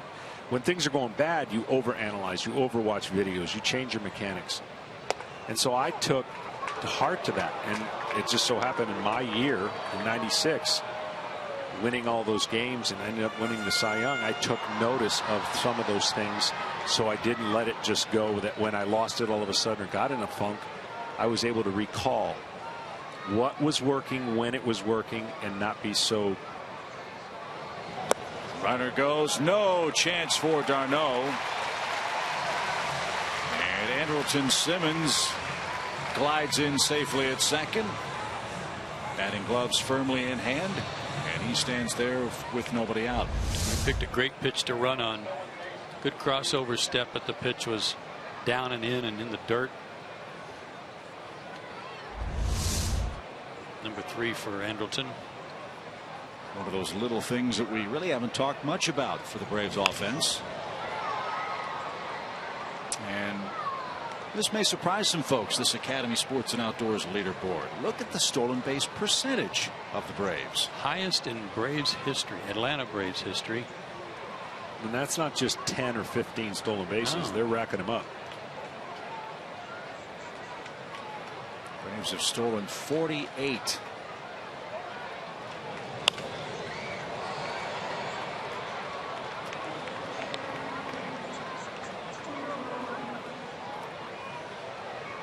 That was a little bit of an emergency swing from Freddie, who is trying real hard, even with 2 strikes on him, to figure out a way to get Andrelton to third base. Another one of those little things that could pay off big in a close game. That might pay off big too. It's launched to center, but Lagares is there to make the play.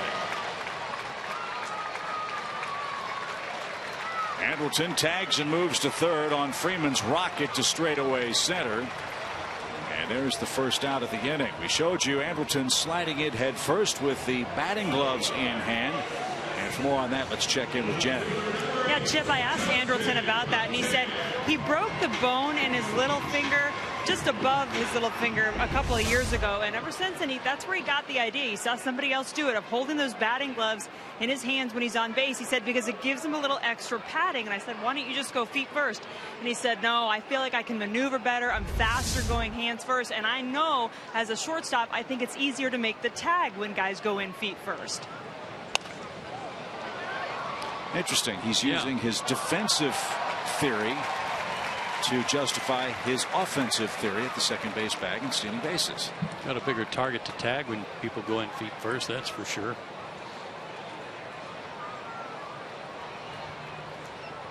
I remember when he broke his finger first year up. Infield in for the Mets as Upton stands in. Justin has struck out swinging twice tonight. I think that's the first time they've gone in on him all night and missed with either a call or a swing.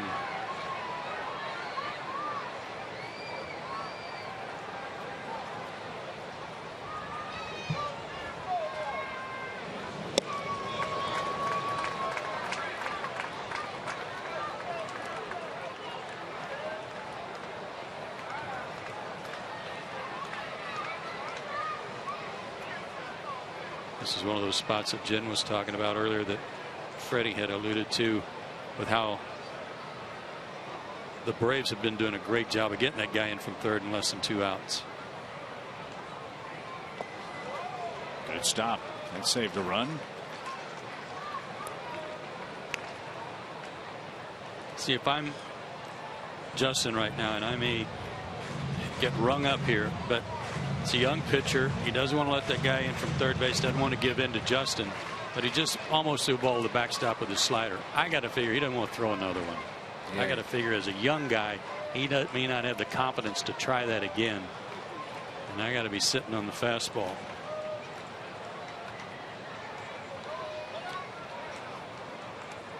One thing with that long arm delivery that makes it smooth with the fastball and the changeup, what happens is on that slider slash cutter, he's getting on the side and he's actually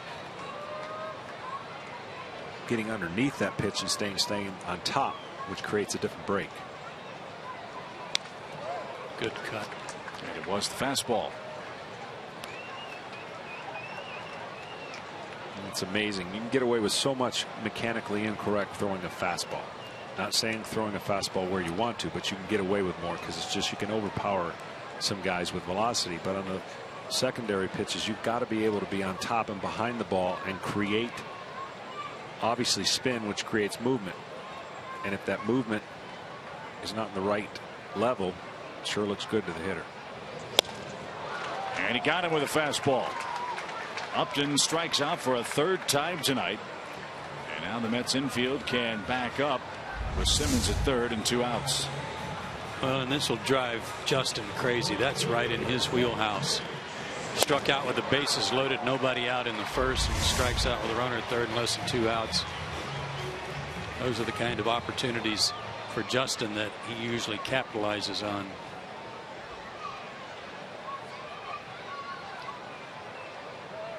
So let's see if Atlanta can get another big 2-out hit. Jason Hayward's 1 for 2, an infield single last time up, and nearly got hit.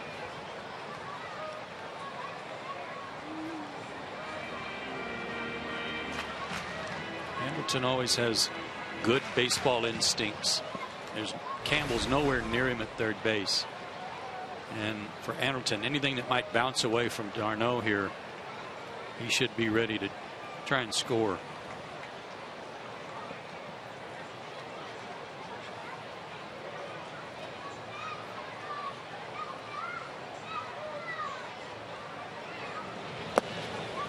I'll give him this. He's been stubborn with the pitch. He hasn't hit with many of them.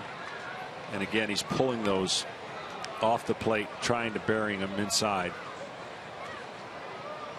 And when that pitch comes around, you're going to see this kid not throw so many pitches, obviously, in 5 innings. 104 now. But he's been grinding and battling. He was 1 pitch away from this still being 0 runs in the first after he got the bases loaded, nobody out, and then got 2 outs. His arm action isn't the same, and his arm slot certainly isn't, but he's throughout the game reminded me of Jared Weaver a little bit in his build, you know, long and lanky, listed 6'4", 180.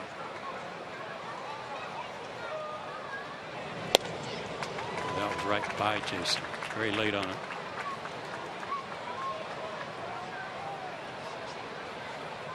He's actually 6'4", 160, but the hair weighs 20 pounds.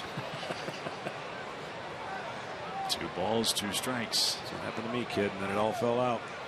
I had it just like that. I want to see that picture too.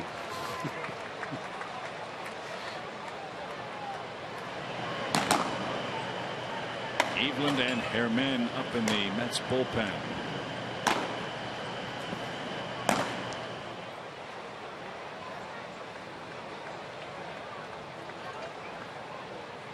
About to make pitch number 108. And Hayward fouled it at the plate.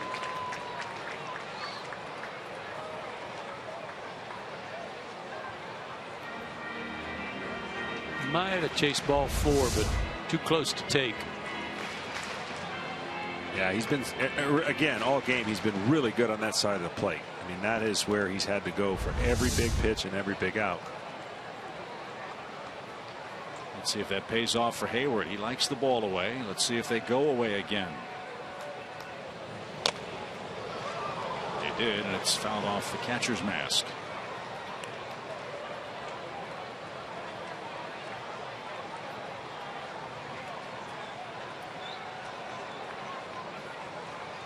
This was a shot. That ball hit high off the screen behind the plate.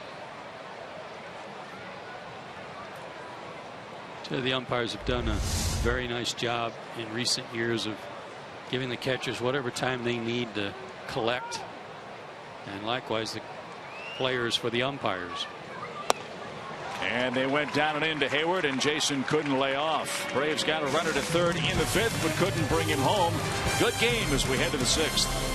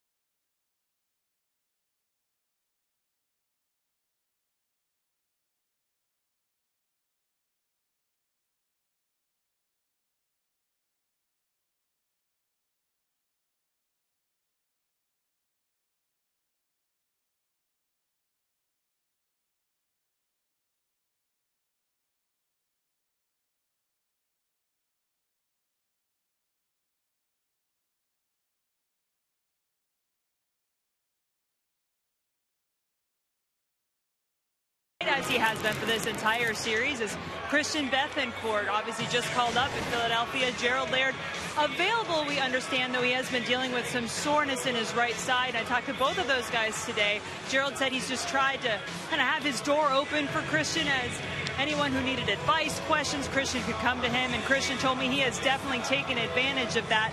And one thing I can tell you guys, I asked Christian how he was holding up. You know, he's gotten hit a couple of times back there behind the plate, catcher's life, I'm sure. And he said, you know, he has a hit already, 3 hits. Well, he also has 3 new bruises: shoulder, thigh, forearm. He's tough, though. He's toughing it out, looking good out there. Those bruises heal a lot faster in the big leagues, Jen. I'm sure they do. I'm not sure who invented the term, but they were right. They called the catcher's gear the tools of ignorance for that very reason. Mask, the shin guard, chest protector, all that padding, and still somehow, some way, the foul ball finds the spot that isn't protected.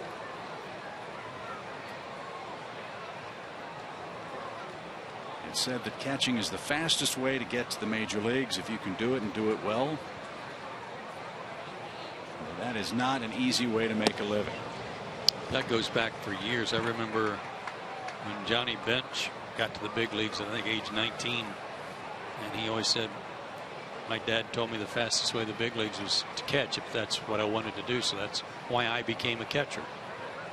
And baseball is the better for it in the case of Johnny Bench. Eric Young leads off for the Mets here in the 6th and bounces 1 foul, 2 balls and a strike. Made a little mistake on my scorecard. I really need Eric to hit a fly ball to left field. Oh, okay. Because that's what I wrote down in his position, which should have been in DeGrom's, right? So I really need. I mean, either way, I got to use White out. So, but he could tighten me up with an F7. Outside, 3 balls and a strike. I can see how you did that, though, since DeGrom is like at the bottom of your page and Eric is at the top. Yeah. I can see how that was an easy mistake to make. I'm glad you're understanding.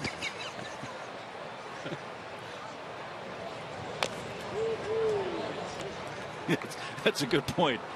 In some cases, the pen are the tools of ignorance. I'll go home and take notes. Well, I'll tell you what, if he strikes out, you might be able to make that F7 into a K somehow. There you go. Oh, he hit it to left, but on the ground. Well, you're messed up now, though. Yeah. So a couple of hits for Eric Young.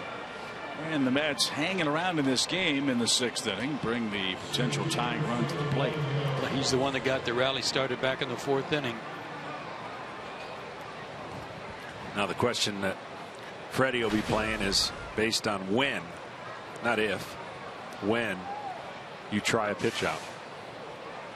You can guess along with the Mets. Young stole a base last time, but that was off Tehran. Bethancourt had no chance to get him.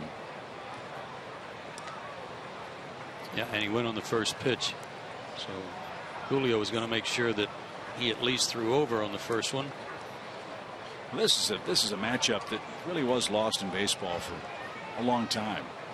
Pitcher and catcher versus a fast man at first base. You know that the Mets have scouted Bethancourt throughout the Braves minor league system. They've had scouts, I'm sure, watching him at the big league level. They know how quickly he can catch it and release it. In fact, one scout in this series had him timed at 1.77 seconds from glove to glove.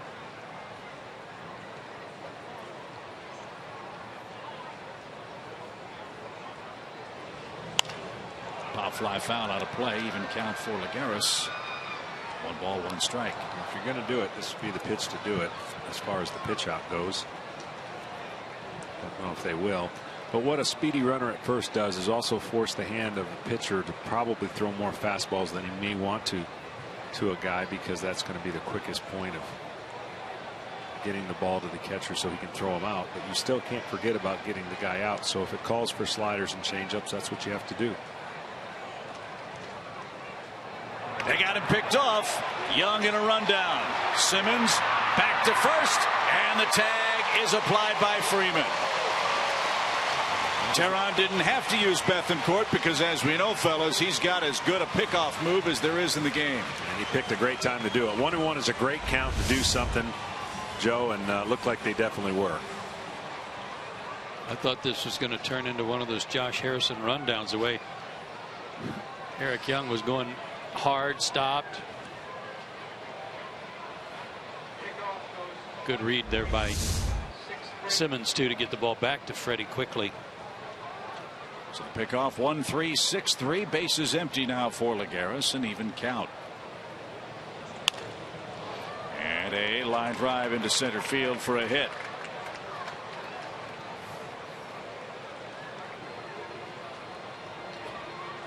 Third hit of the series for Lagares, and now Murphy bats. He has struck out and walked.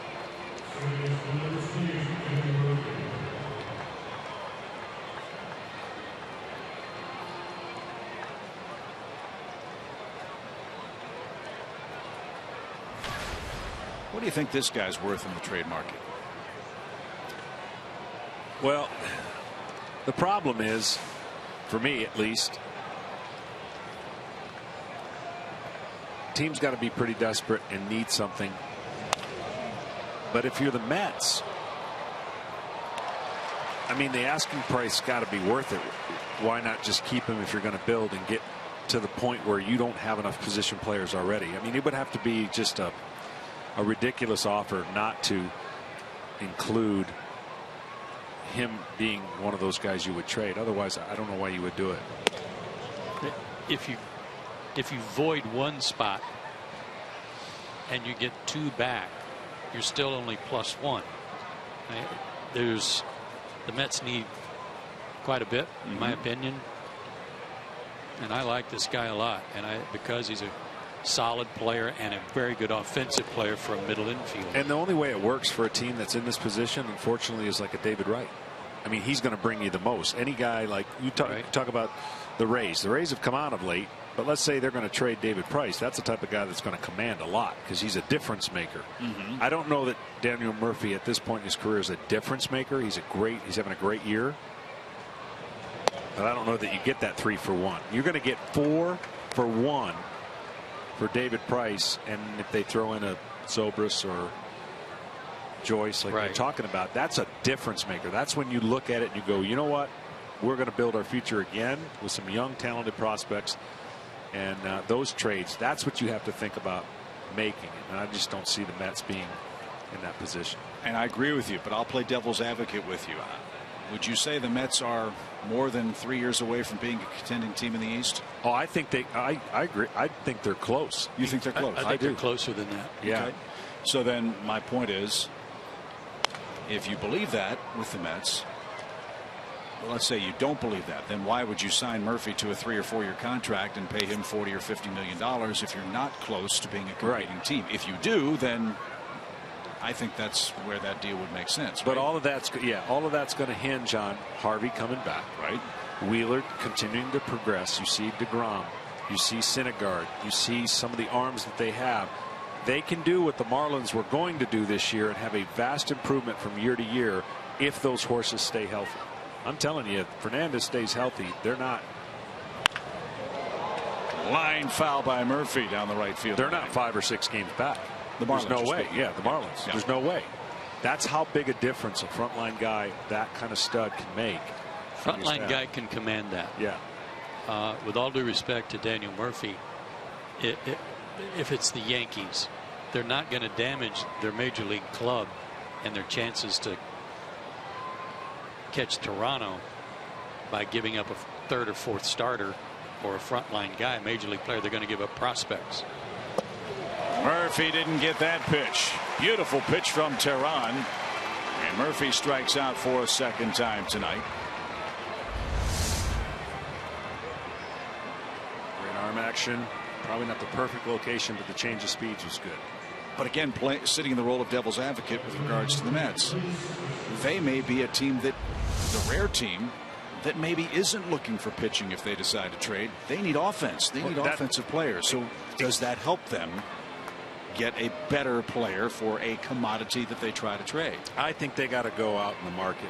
If they're going to get closer, let's say it's not next year, plan on going and looking at those potential free agents, and they got to get another star besides Wright. He can't do it himself. I think they got to go find one rather than develop them. It doesn't seem like they have them in their farm system, so I've been told. So if you can keep him, and you can keep Wright, and you can go out and get a free agent, not to stopgap, but actually go out to get somebody to make a difference because they want to play with these young pitchers, then I think you're at a place where you can make that huge difference in a year or two. Typically at the trading deadline, it's about teams needing pitching. We need another starter. We need help in the bullpen. I think this year you'll see more teams than usual looking for offense. Yeah, because teams are struggling so much scoring runs that everybody's going to be looking for that one guy, that one bat that might help them. And this is going to sound strange. You might see 3 guys. Speaking of offense, the irony. You might see 3 guys from the Padres get traded this year offensively, and they're having the worst offensive year a team can possibly have. But guys that maybe somewhere else, that team might, and they're not going to demand much, that team might benefit from a Carlos Quentin or Seth Smith, or even, did they sign Headley to it? No, they offered it. They offered him a deal. He turned it down. So maybe a Chase Headley. So you may actually see that happen, which would be ironic. And I read somewhere yesterday, John, the Padres are talking about signing Seth Smith to a 2-year extension. They've already signed Judd Jerko. He's been hurt all year. If I were them, I'd wait till deadline passes to find out what comes their way. 3 balls and a strike for Curtis Granderson. 2 outs. 2-run Atlanta lead, and now 2 are on as Granderson takes a walk, and Eric Campbell will hit. It's the second base on balls issued by Tehran in the last 3 innings, and it brings Roger McDowell out for a visit. Nobody's up. You should expect the Braves bullpen. So busy trade deadline, quiet trade deadline. I think it's going to be a weird one. It's going to depend heavily upon, I think, the Cubs and the Rays now that nobody could have saw this coming. The Rays are not the worst team in baseball. No. All right, they have their worst record, but they're not, or one of the worst records, but they're not the worst team in baseball. So what the Rays do, what the Cubs do with Samardzija, who turned down a big contract. I'm still shaking my head on that. But I think the teams that are at the bottom that are not going in a direction anytime soon could make the biggest splash and force teams, because there are 3 guys that I can think of, and David Price comes to the top, that he changes the culture immediately. I don't care if you're a 3rd place team trying to get into the wild card or a 1st place team trying to win the World Series. He's that big of a difference maker. And you worry about him going to team A, B, or C. And if he goes to any other team, then but you know, if you're the Cardinals and you make that move, which most people say, why would they make that move? They got all they have the most young talent to do that, to absorb it. The Yankees, of course, are always in that desperate plea of attracting, but I just don't know that that's going to happen in their own division. I can't see that either. I think the Angels, the Cardinals, there's been talk about the Braves possibly, if things were to work out certain ways. But to me, the way it's set up now with all the wild card and everything being bunched, how can you pull the trigger if you're mathematically kind of in it and explain that to your fan base unless you're out of it? That you can understand. So it's going to be. You mentioned Tampa Bay. Got to head quickly. That was a key here with tying runs aboard. He had to get ahead of Campbell. Campbell's been pretty good at fighting off some pitches, but now he doesn't have to throw him a strike. A sweeper right here would be a look at that big breaker. No balls, 2 strikes for Campbell in the Mets' 6th. And it's line just foul. That was too good a pitch. I was cringing before got there, because that's just one of those where it feels good, seems good when you're doing it, but that allows the hitter to do too much on the ball up there. Up and away is not as effective as up and in or over the middle of the plate, because up and in, it's just too hard to do something with if a guy's aggressive, or up even.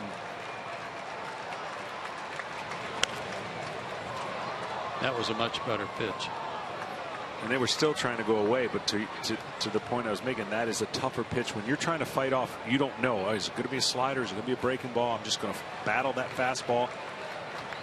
Up and away is too easy to get your bat on the ball.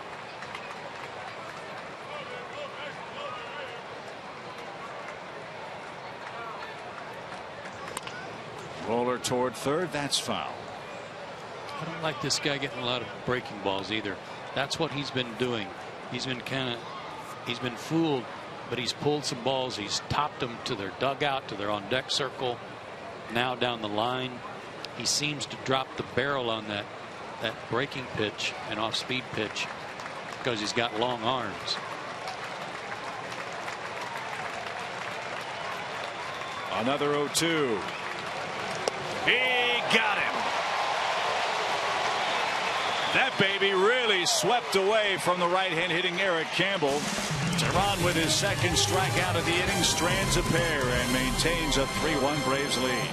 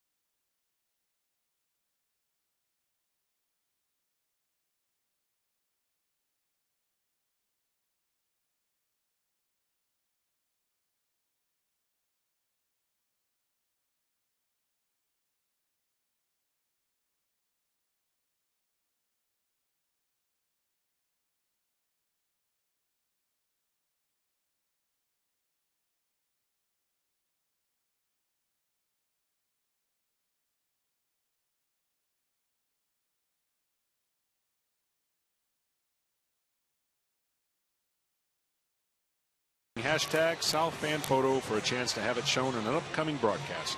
Brought to you by AT&T. Last time I played this thing way up, I got burned, so I'm just going to low key it this time. Wise man. And we hope you'll join us for the 4th of July weekend here at the ballpark. The Diamondbacks are in town, as you know by now. What better way to celebrate Independence Day than with us at the ballpark with the best fireworks show in the Southeast. For more information, visit Braves.com/tickets today.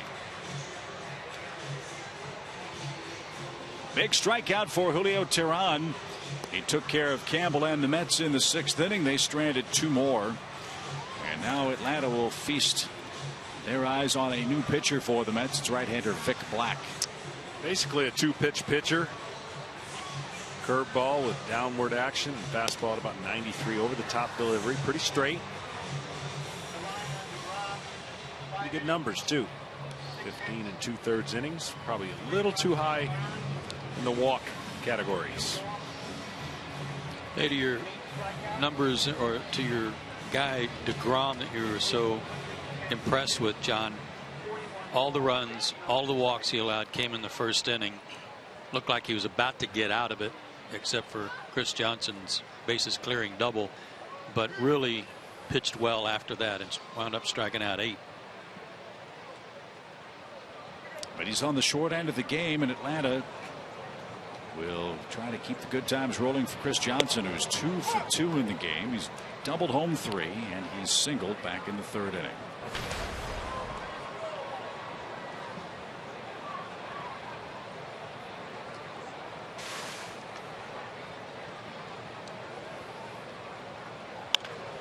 Liner out of play, foul. Early in the season, you did not mind seeing the Mets bullpen. They were having some problems down there, trying to fill in and replace Bobby Parnell.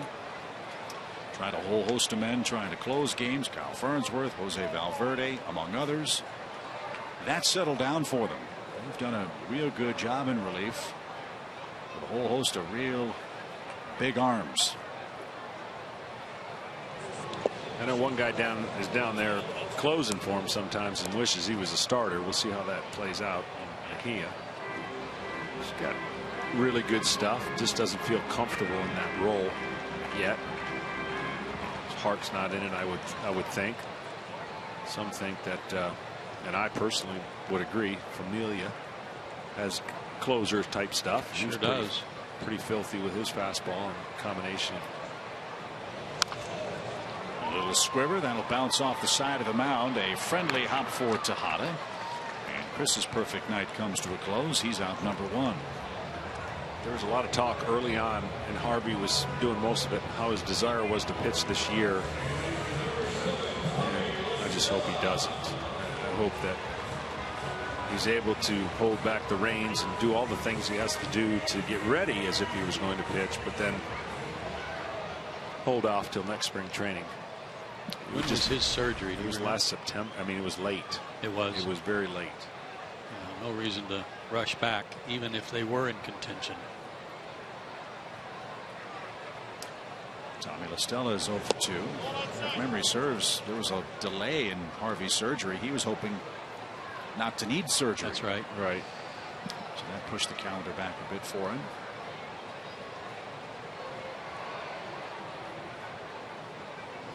And I'll tell you, that's the problem today where we sit. There is no hesitation anymore. There's no willingness to try to avoid it, to rehab it. It's almost as if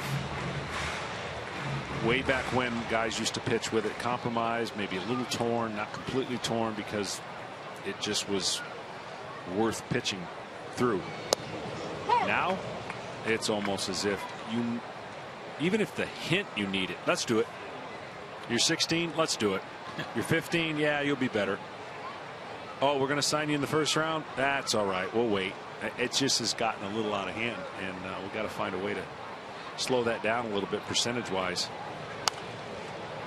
Because I'll tell you what's not translating well is the parents do not understand the disservice they're doing for their youngsters by pushing them and allowing them to throw as much as they are. And having this surgery earlier and earlier is the chances of having a second one go greater and greater. And we've already seen that here. Right. Sure. Yeah, I'm always happy to hear you and Tom both get on your soapbox about the abuse of young pitchers' arms. Well, the organizations are making a lot of money. They're promoting that college scholarships are at stake, signing bonuses are at stake, and parents have no other option other than think, oh my gosh, I got to get it into this situation or this entity, and it's just not true. And the blessing of a great arm that comes along at a young age needs to be protected. You can throw all year, for the most part. It's all the pitching at the early age that's doing the damage. Once the damage is done, as you get older, you haven't given your body a chance to adapt to it, especially here in the South. Tommy was in the East, in Boston. I was in Michigan. We had 2 months of summer. Plus, you're playing other sports. Other sports. You're counterbalancing your body. You're using cross training to make those things. And I wish, I'll never be able to pull this off, but I wish I could take the top 20 athletes, let's just say in the state of Georgia, and let them take a year or maybe even 2 from the age of 12 to 14 off their sports, and I will guarantee you that at 15 they'll be the top athletes still. We're just living in an era where we think we got to do more to be better, and it's just not necessarily true. And so we got a 5 to 8 year window of tracking this to find out how baseball can look at this and prevent it from being the nightmare that it's turning into without great pitching in this game. Wow. Where'd that get Darno?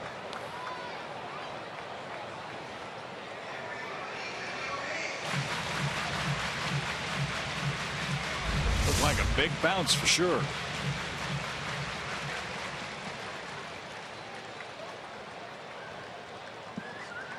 Right in the center of the chest protector.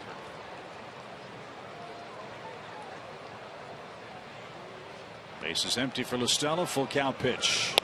And he struck out. Black with a 95-mile-an-hour fastball gets his first strikeout of the night. Off day tomorrow for the Braves. We'll welcome the Diamondbacks to town, as you know. And it's our steal of the week. You can save up to 31% on all-you-can-eat seats. That's a $26 savings with an offer that's good tonight only for the Braves and the Diamondbacks series, July 4th, 5th, and 6th.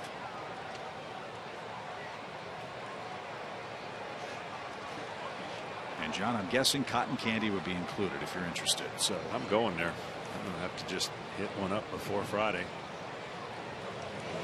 I don't know if they know this or not, but the folks at like Chick-fil-A, if they start selling cotton candy, you'd just be, and you'd bump their overall revenues up by probably 5-6%. You just got to let me know before we go on camera, because I'm famous for the blue on the lips or red, whatever it is.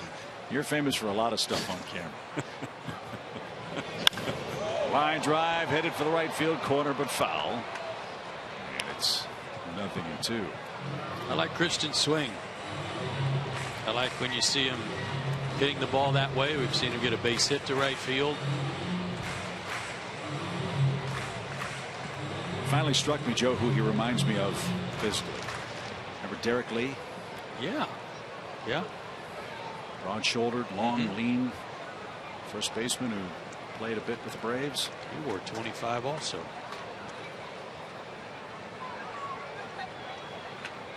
It'd be hard for me to not see 25 as Jones. Yeah. For a while.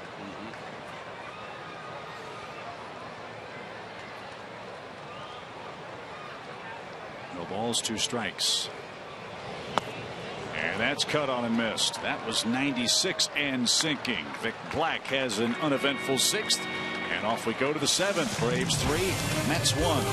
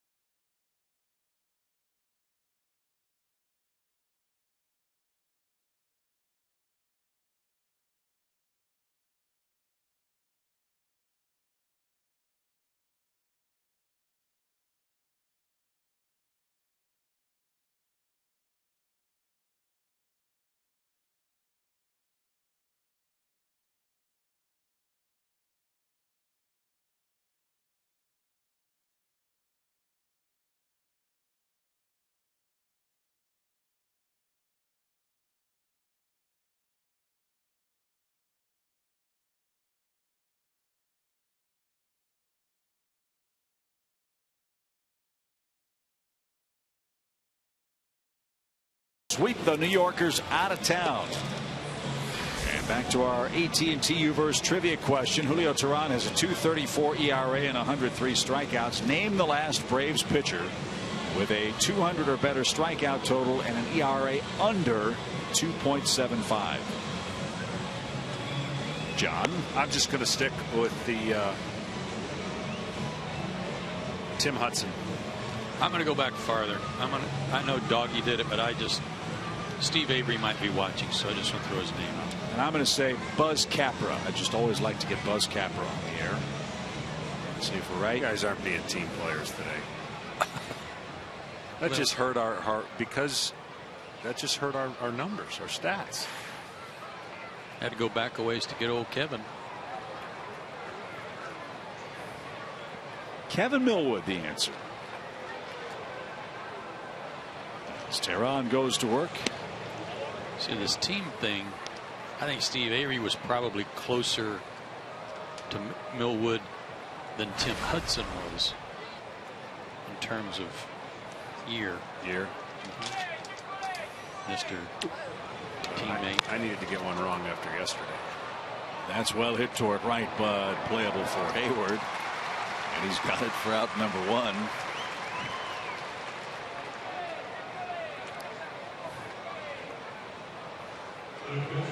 And here's d'Arnaud. I'm done. You did it again? Oh, no. I'm done. Oh, no. Score sheet. The score sheet. No, it's going to pout for us again. Got an extra pencil. I wrote the Mets side down on the Braves version. Here, well, I'll tell you what, we've got a fresh sheet right here for you. Start. You have to start from the first inning.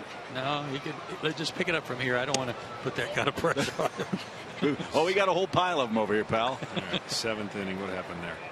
7th inning? That was an F9. F9. Dude.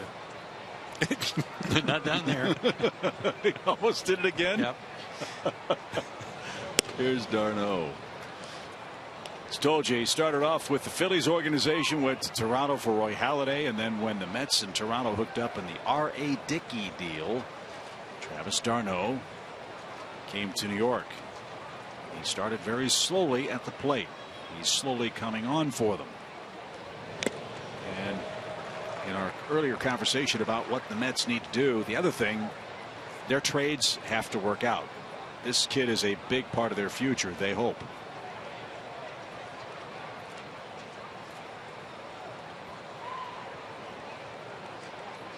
Out of Long Beach, California, and he hits one high toward the left field line.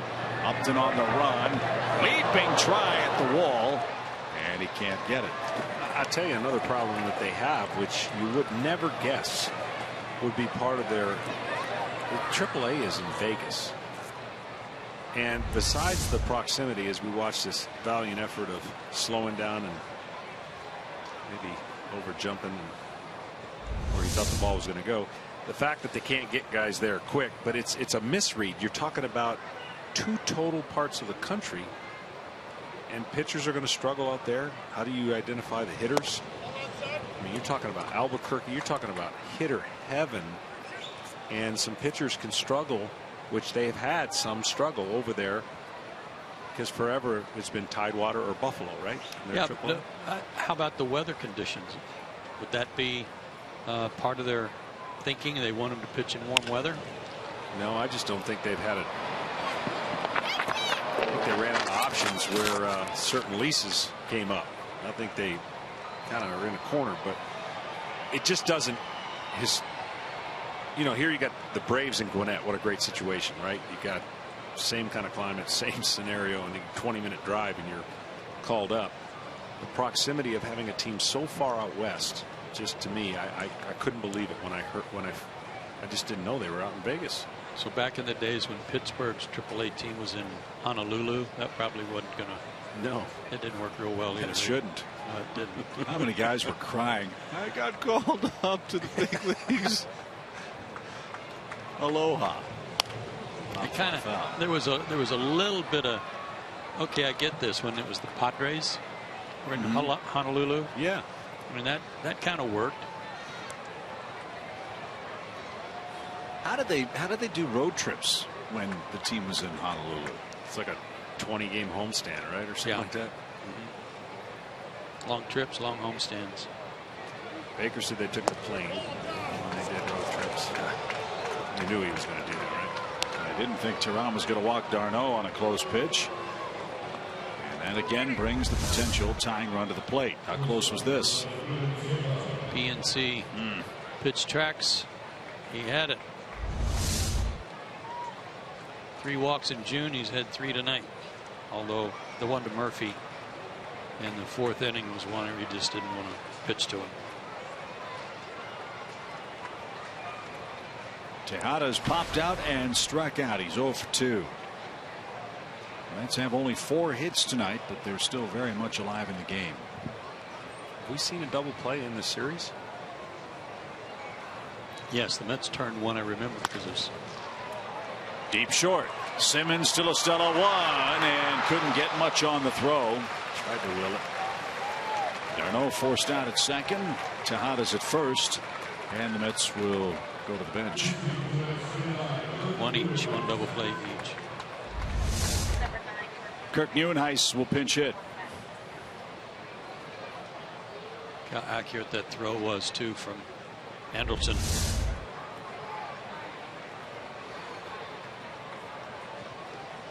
You know, with Anderson, I wonder what it's like. I'm sure, like any other position, the more familiar you are in a double play combination, the better it is. But he's had to work with a few guys over there at second.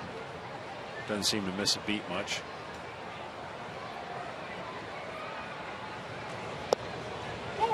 I like it when second basemen, even though they know the chances of turning a double play are pretty slim, still turn it. There are obvious times where you just take the out, you get that lead runner, and you get out of the way. But I remember Mark Lemke would turn double plays when you think, why is he bothering? And then all of a sudden he might get the guy or bang bang play because he didn't give up on him. How about that last lollipop breaking ball from Tehran at 69 miles an hour? It was a beauty. He's got Neuenhuis behind 0-2.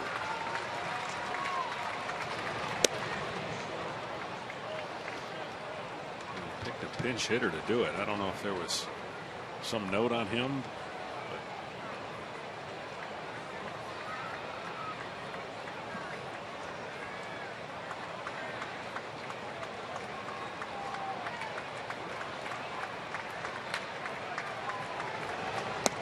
Another one.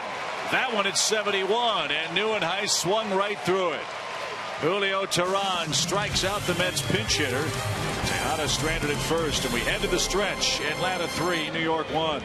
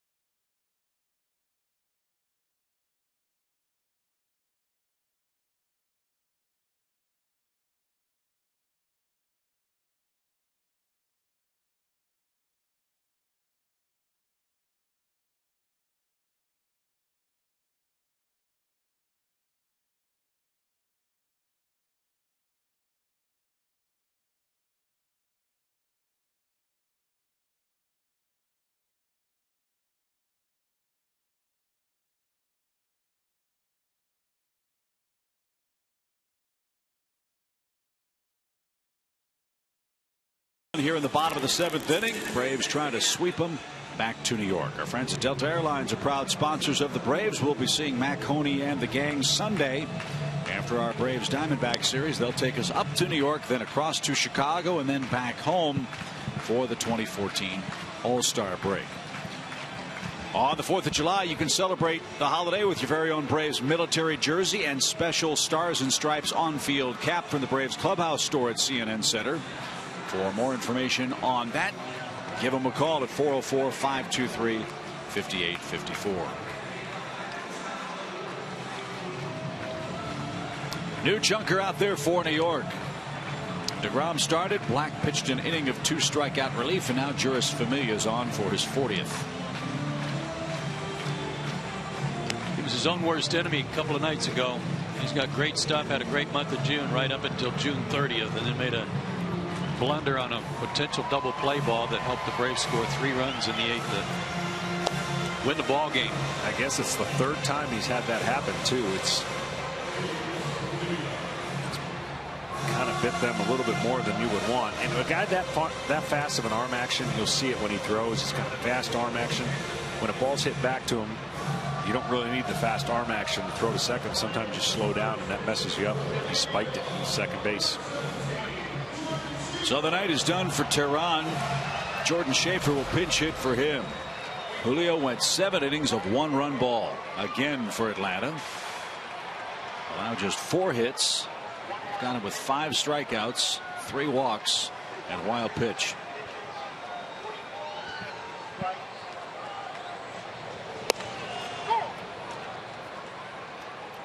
You just can't find 96, 97 with that kind of movement. I've been impressed watching this guy throughout the year develop. Schaefer tries to bunt, and a good play by Familia. And the 24-year-old right-hander out of San Cristobal of the Dominican Republic takes care of Schaefer for out number 1. Either a little harder or more towards the first base side because the pitcher's going to fall that way as a right-hander.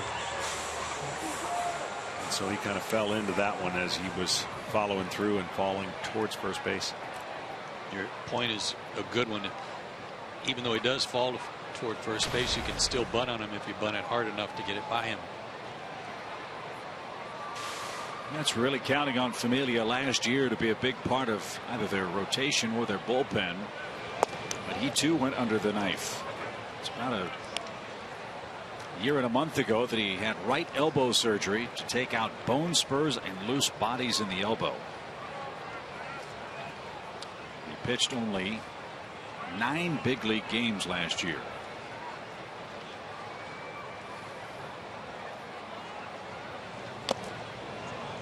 Expand my list a little bit. The all relative team. He'd be on it. So would Brothers, Colorado, stuff like that. Expanding it. Mets have a couple of guys. Jonathan Neese. Yep. And Familia here. 1 ball, 1 strike. B.J. Upton extended his hitting streak to 9 games. He singled on the first pitch he saw tonight and didn't like that call from Dan Iasonia. Again on our PNC pitch tracks. Well, I'll just say he did not give Julio that pitch an inning or so ago.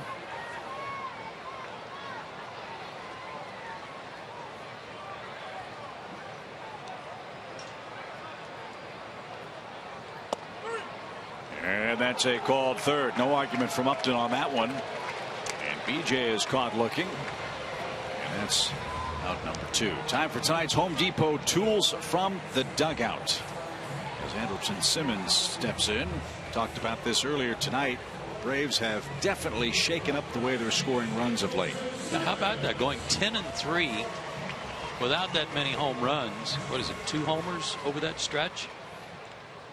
But 42% of their offense came from homers in their first 71 games, and they were only 1 game over 500. So there's more than one way to skin a cat, and the Braves are catching on. And a line drive by Andrelton on the first pitch. So he has a 2-hit game.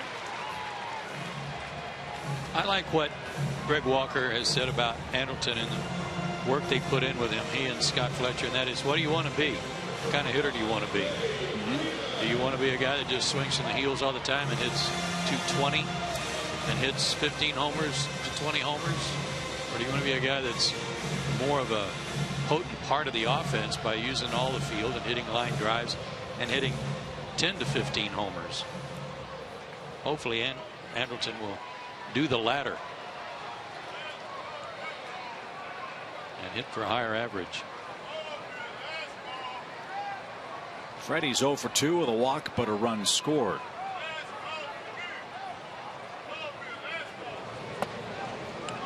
And taken low from Familia.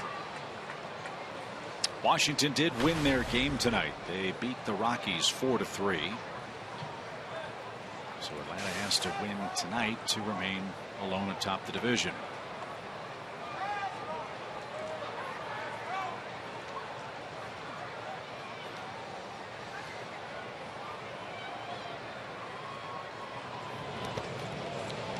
Oh, a nice stop. Washington beat Colorado 4-3.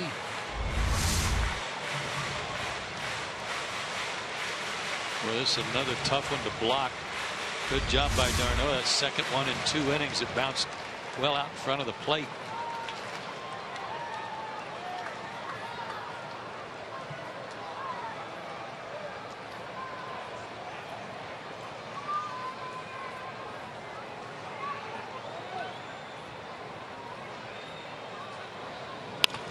Liner into center by Freeman.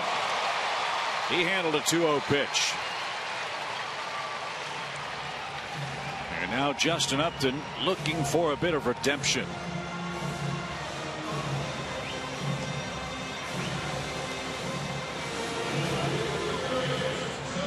Jacob deGrom struck out 8 men. He got Upton 3 times. Top of the order tonight again. 4 of the Braves' 8 hits and 2 walks.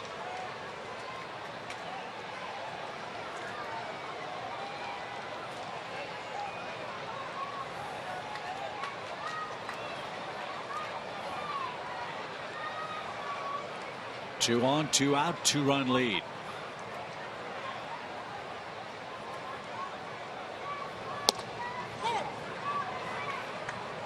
Boy, this is an area of the game has really changed, isn't it? Guy after guy coming out throwing 95, 96 miles an hour in relief. And fresh. Right? For a little while. The rate that they use them, I don't know how many years they'll be fresh.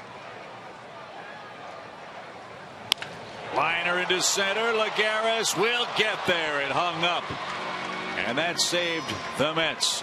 Justin hit that one right on the button. But the Braves strand 2, and we head to the 8th, where the top of the Mets order lurks in a 2-run game.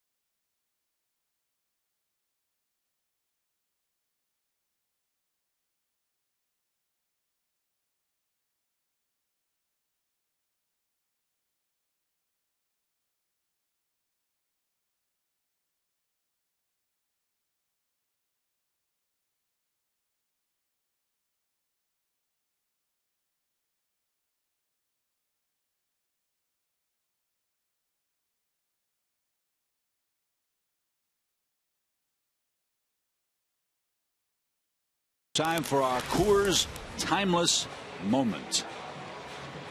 Let's go back to May of 2001. Greg Maddux was the only Braves pitcher since 1919 to record 2 1-0 complete game shutouts in the same month.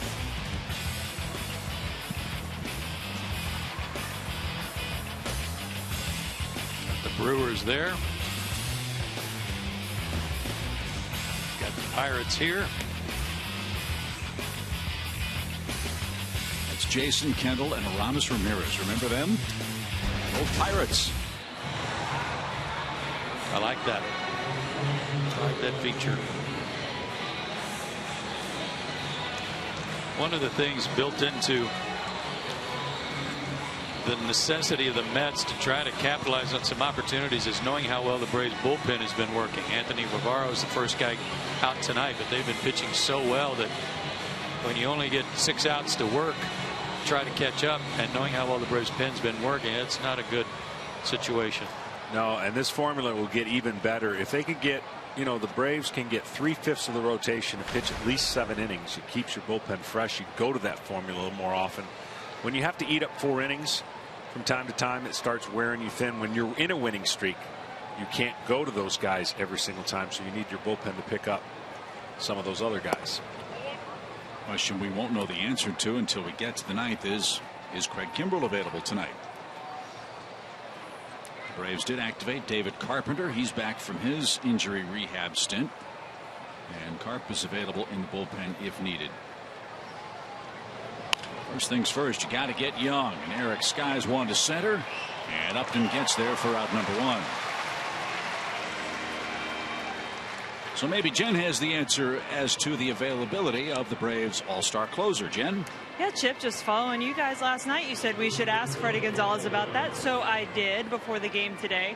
And he said that probably not in terms of Kimbrel being available. Said he's never pitched him 4 times in a row before. But not only that, because they do have the day off coming off tomorrow, he said his workload's just been too heavy leading up to that point. I think, what was it? He pitched in 4 out of 5, maybe even more than that, guys, leading up to this game.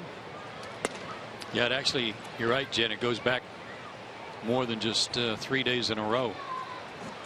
So getting 2 days off in a row would be a real nice thing for him going into the Arizona series. Lagares is the batter with 1 out, bases empty. And he shoots one into right center field. Hayward will try to cut it off, and he will. Good job to hold Lagares to a long single. I just remember, even in my introduction to the first year of closing, I think 68 opportunities. Of course, I was fortunate enough to get 55, but it didn't slow down the next year. By the All-Star break of the next year, it was a record amount of appearances. So I go into that All-Star break prepared to pitch the 9th inning. That's when they changed the rules that it counts, you know, the first year that it count. And Wagner and Gagne were pitching the 7th and 8th, and I was pitching the 9th in Chicago. Gagne hadn't blown a save in forever, hadn't given up a run in forever, and of course Wagner, dominant left-handed start closer. Well, I never got a chance. We had a 4-run lead, and I never got a chance to pitch.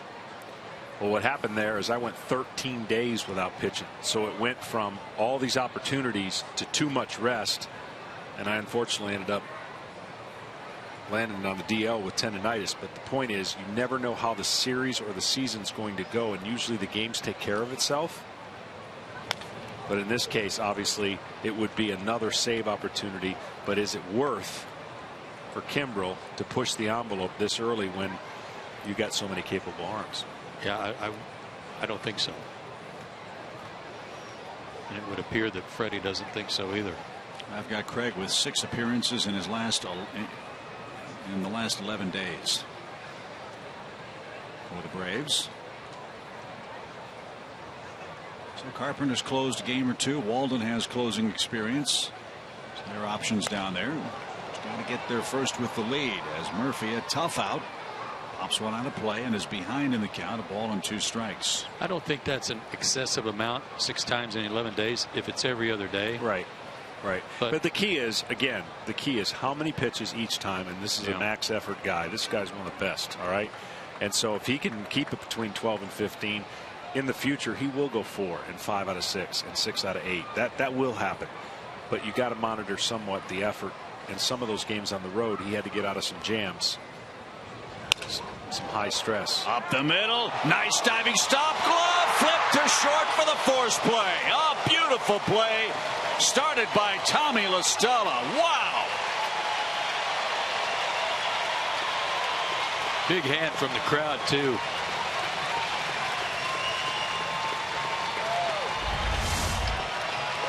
This glove flip wasn't that easy. He made it look like it was just out of his hand. That ball could have gone anywhere. Great glove control. Beauty. Big league play.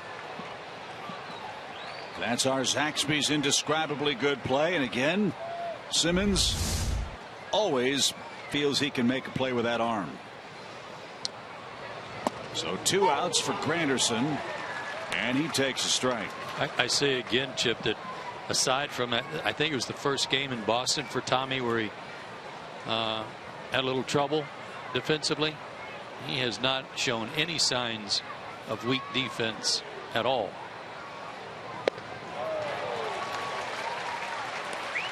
I think we have noticed that Tommy is better to his glove side than his arm side defensively, and showed a lot of range diving up the middle on that play to his right. So that's encouraging too.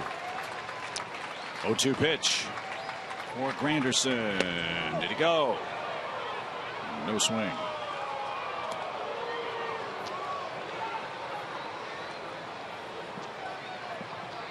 Out of the last 6 outs that the Braves have to get, this is a big one right here. Tying run at the plate. The guy who's already hit 2 home runs in this series, and a good fastball hitter.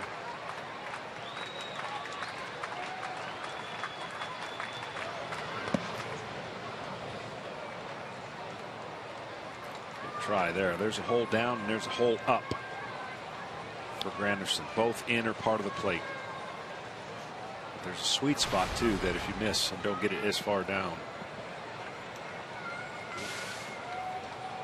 Loves to pull the ball. Most of his home runs, if not all of them, are going to be right of center.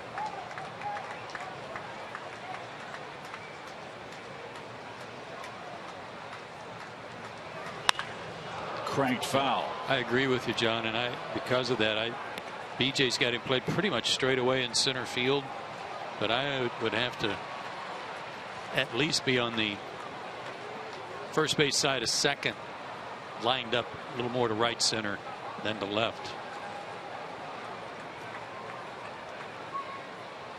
You can throw one under his hands right here and bounce it or get it close to the plate after that pitch right there where he just pulled it foul.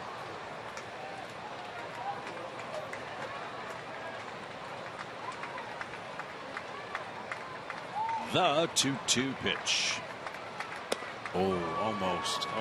Good try. That has to catch just a little more of the plate to where it looks more enticing and he can't stop his swing after he goes after it. Right idea, though. Ball just started too far off the plate when he released it. Payoff pitch. There goes Murphy, and Granderson didn't get it.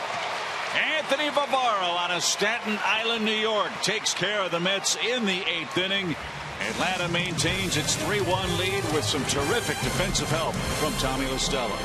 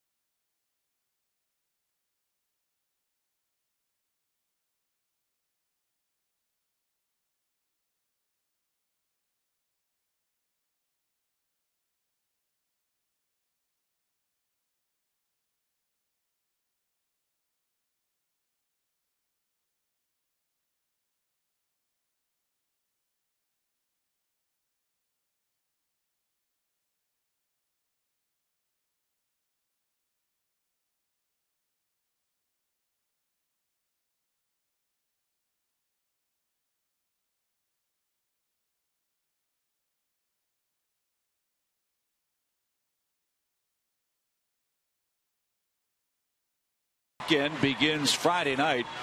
We hope you'll join us on Fox South Friday at 7. And then Saturday it'll be on Fox Sports 1 at 4 Eastern time. Then Joe, John, and I are back with you, I believe. You here Sunday? I am not. You're not. Beg your pardon. Joe and I will be here Sunday as we wrap up the homestand with the D-backs here at Turner Field. Then we hit the road for the final week before the All-Star break. If you're on a winning streak, I don't know if we're going to let you go Sunday. Yeah. Well, I'm a little more concerned about you being here without me. As promised earlier in the game, we have the AT&T fan photo of the game. Tweet your photo to hashtag SouthFanPhoto for a chance to be shown in an upcoming game broadcast. Brought to you by AT&T. Nard. Jason Hayward goes to work against Josh Edgin as the Braves look to extend what is now a 3-1 lead.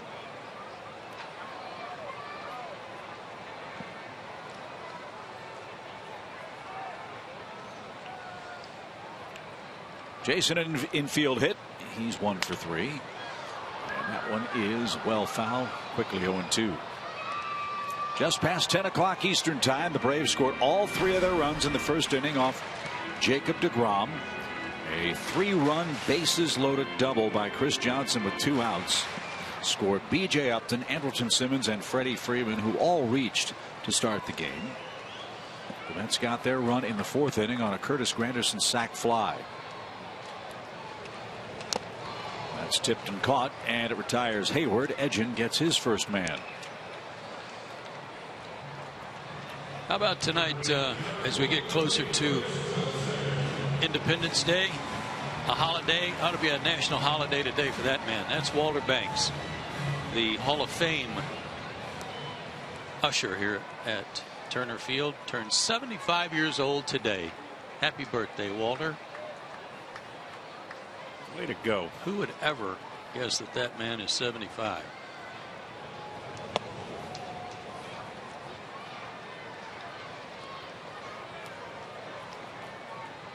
I know our friend Paul Bird is called the nicest man in baseball. Walter Banks would give him a run for that title. He is a wonderful ambassador for the fans of Braves country. If you get a chance to come to the ballpark and make your way down to wherever Walter is and introduce yourself, your life will be better for the experience. Who bestowed that on Paul? Nobody asked me for my vote. Eddie Perez.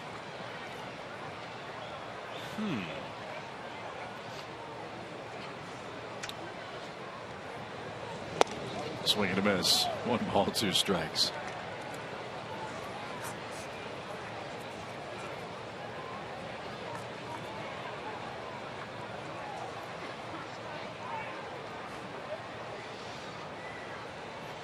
What are you saying? Paul's not a nice guy? Is that what you're meaning by that? Take it to mean anything you want.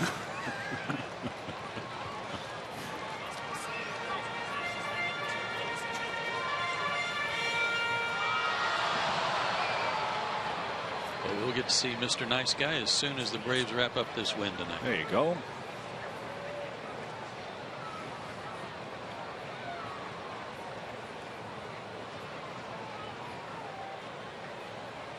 One and 2 for Chris. Bouncer up the middle. Tejada, tricky hop, stayed with it and got his man 2 out. So Kimbrel's not up in the Braves bullpen. Laser Baker tells us it's Jordan Walden loosening up. He will have 5, 6, 7 hitters on the Mets lineup card. How you doing on your new scorecard there, John? I just gave up. Yeah, I gave him another one. Be honest. I got professionalism left me. I got professionalism right of me. If I need any, I just look either way and I got the answer I need. Got some behind you too. Val and Dave Gould. But they're not keeping score. Oh, they. Oh, please. Val doesn't even need a score sheet.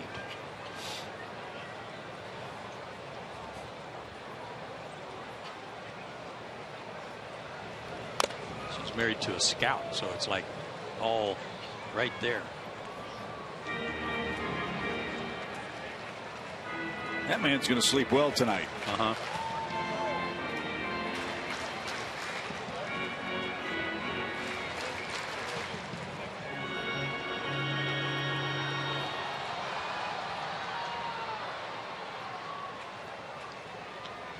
Wonder what the umpire asks him after he takes a foul ball like that to the mask. I mean, is there some protocol that the umpires are asked to follow, I wonder? And I'm sure you stood in the box after a catcher's gotten whacked with a foul ball and asked, hey, are you all right? But that was a lengthier conversation than that. Yeah, he might have been administering the test.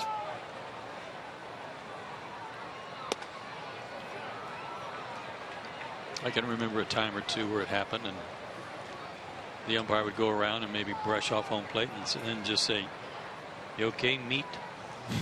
Really? You know, when we started holding the game up, we started having to fill out, you know, that test, that pre-concussion test. Right. Guys failed that before they got a concussion. Now, how do you draw a baseline on that? And now Terry Collins is going to come out. Edgin walks LaStella, and he doesn't want the lefty-righty matchup. And looks like Curtis Granderson's going to come out of the game from right field for New York. So Henry Mejia is going to be the man that comes on to pitch. We'll tell you about the other switch for the Mets. Yoke Meat. All those minor league umps must have been related to Mike Krukow. We're back to Atlanta in a moment.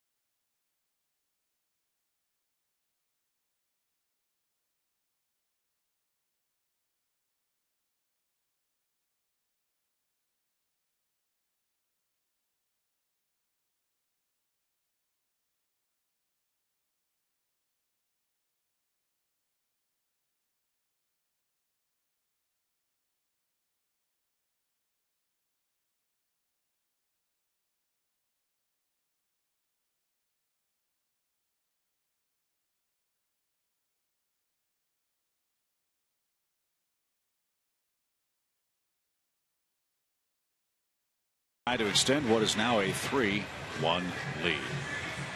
From Little League to the major leagues, join us for a front row seat into the life of Braves all-star closer Craig Kimbrell as he becomes the franchise's all-time leader in saves. It's Driven, Craig Kimbrell, the closer. Set your DVRs for Friday night at 11 Eastern on Sports South. Double switch for the Mets. Chris Young takes over in right field. He'll bat ninth on the New York lineup card. And take a look at Henry Mejia. Now you see the amount of innings. He's got a few starts under his belt before he went to the bullpen. A lot of walks. A lot of base runners. 28 walks, 58 hits, and 58 innings. They moved him to the bullpen May 12th after 7 big league starts. He's had a rough time of it of late. He's allowed 6 earned runs in his last 10 outings. That covers 9 innings and 2/3.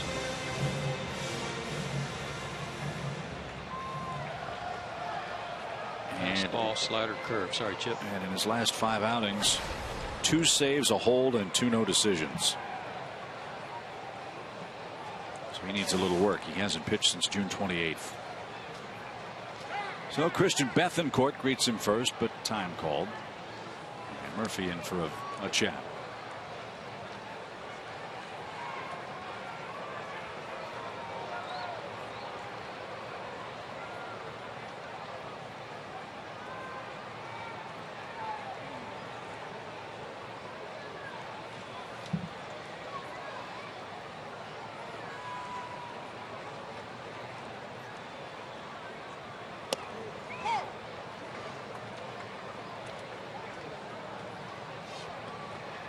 He also out of the Dominican Republic.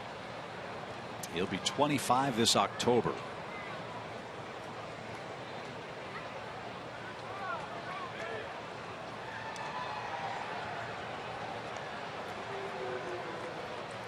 He's another Met that had bone spurs removed from his elbow last year.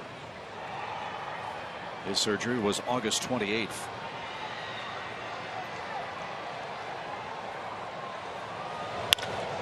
Ground ball to short, and flip to second will send this game to the 9th inning. Jordan Walden was loosening.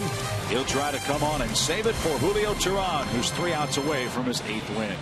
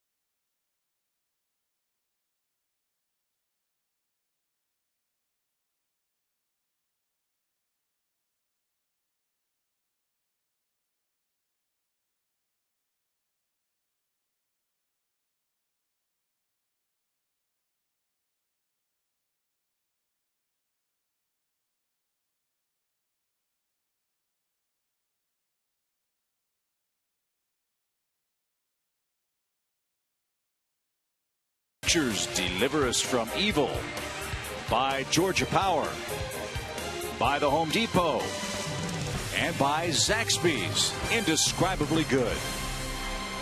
Joe Simpson, John Smoltz, Jen Hildreth, Chip Carey from the ballpark. We head to the 9th.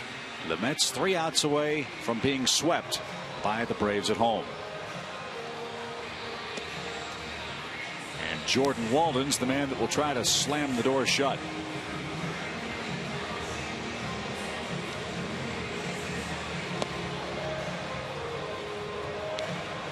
Certainly a guy that's not a stranger to this situation. When he was with the Angels back in 2011, which was really his first full year in the big leagues, 32 saves and a 2.98 ERA in 62 appearances.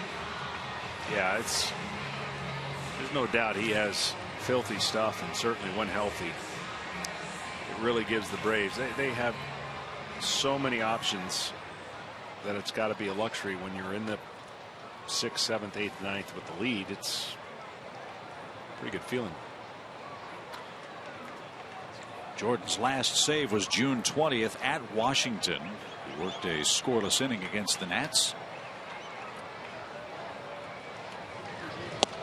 A breaking ball froze Campbell, who looks back. Strike one. 3 holds and a no decision after that save on the 20th for Walden. He has struck out 9 men in his last 5 outings, including the side on the first. 0-2. Just wondering about Tommy Hanson, who the Braves traded for Jordan Walden, and Gretchen tells me that he is in AAA with the White Sox at Charlotte.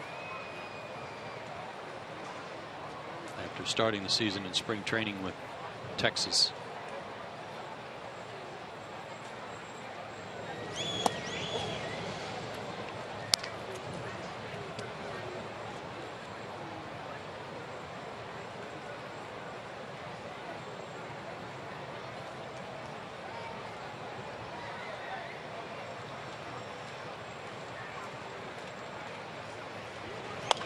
Oh boy, man.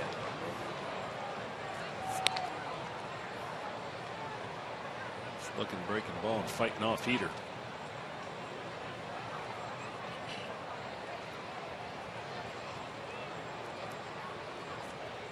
Braves trying to send the Mets 10 games back in the division.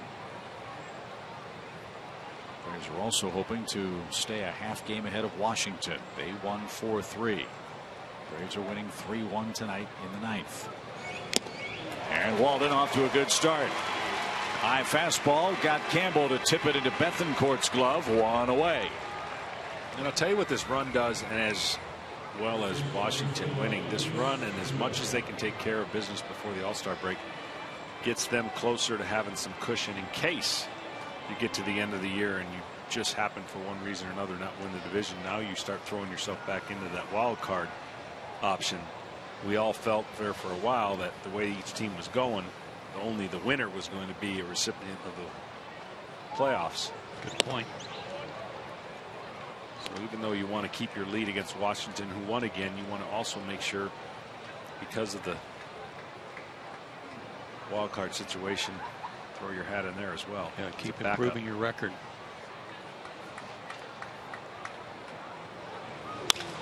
Fly ball to left off the bat of Duda, and Justin puts that away.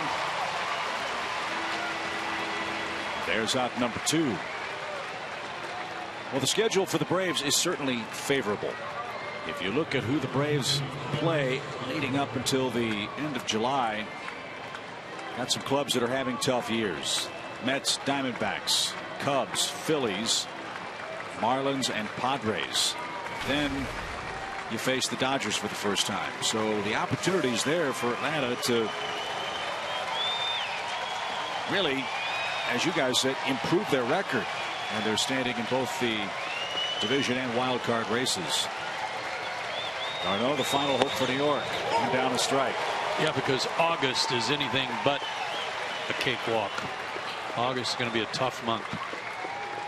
Well, every team seems to have that one month where they can make hay, and this is definitely a good opportunity in part of the schedule. I'll tell you who's done it and sneaking up. June was moving month for the Pirates. They got back into it. Cincinnati too. And Cincinnati. And we'll see both of those clubs next month. One more strike to get for Jordan Walden. And he just missed the corner.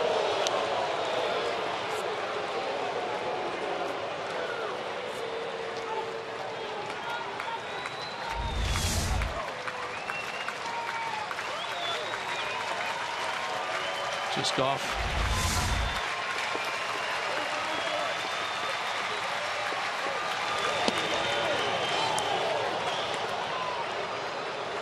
Irvin Santana and Josh Colmenter will pitch on the 4th of July in the Braves Diamondbacks series.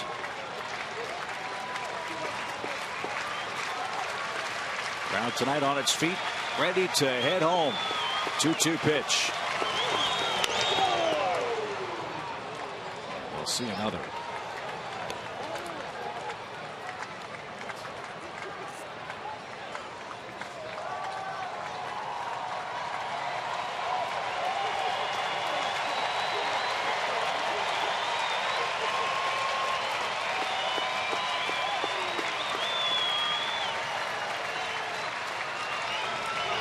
There's your ball game.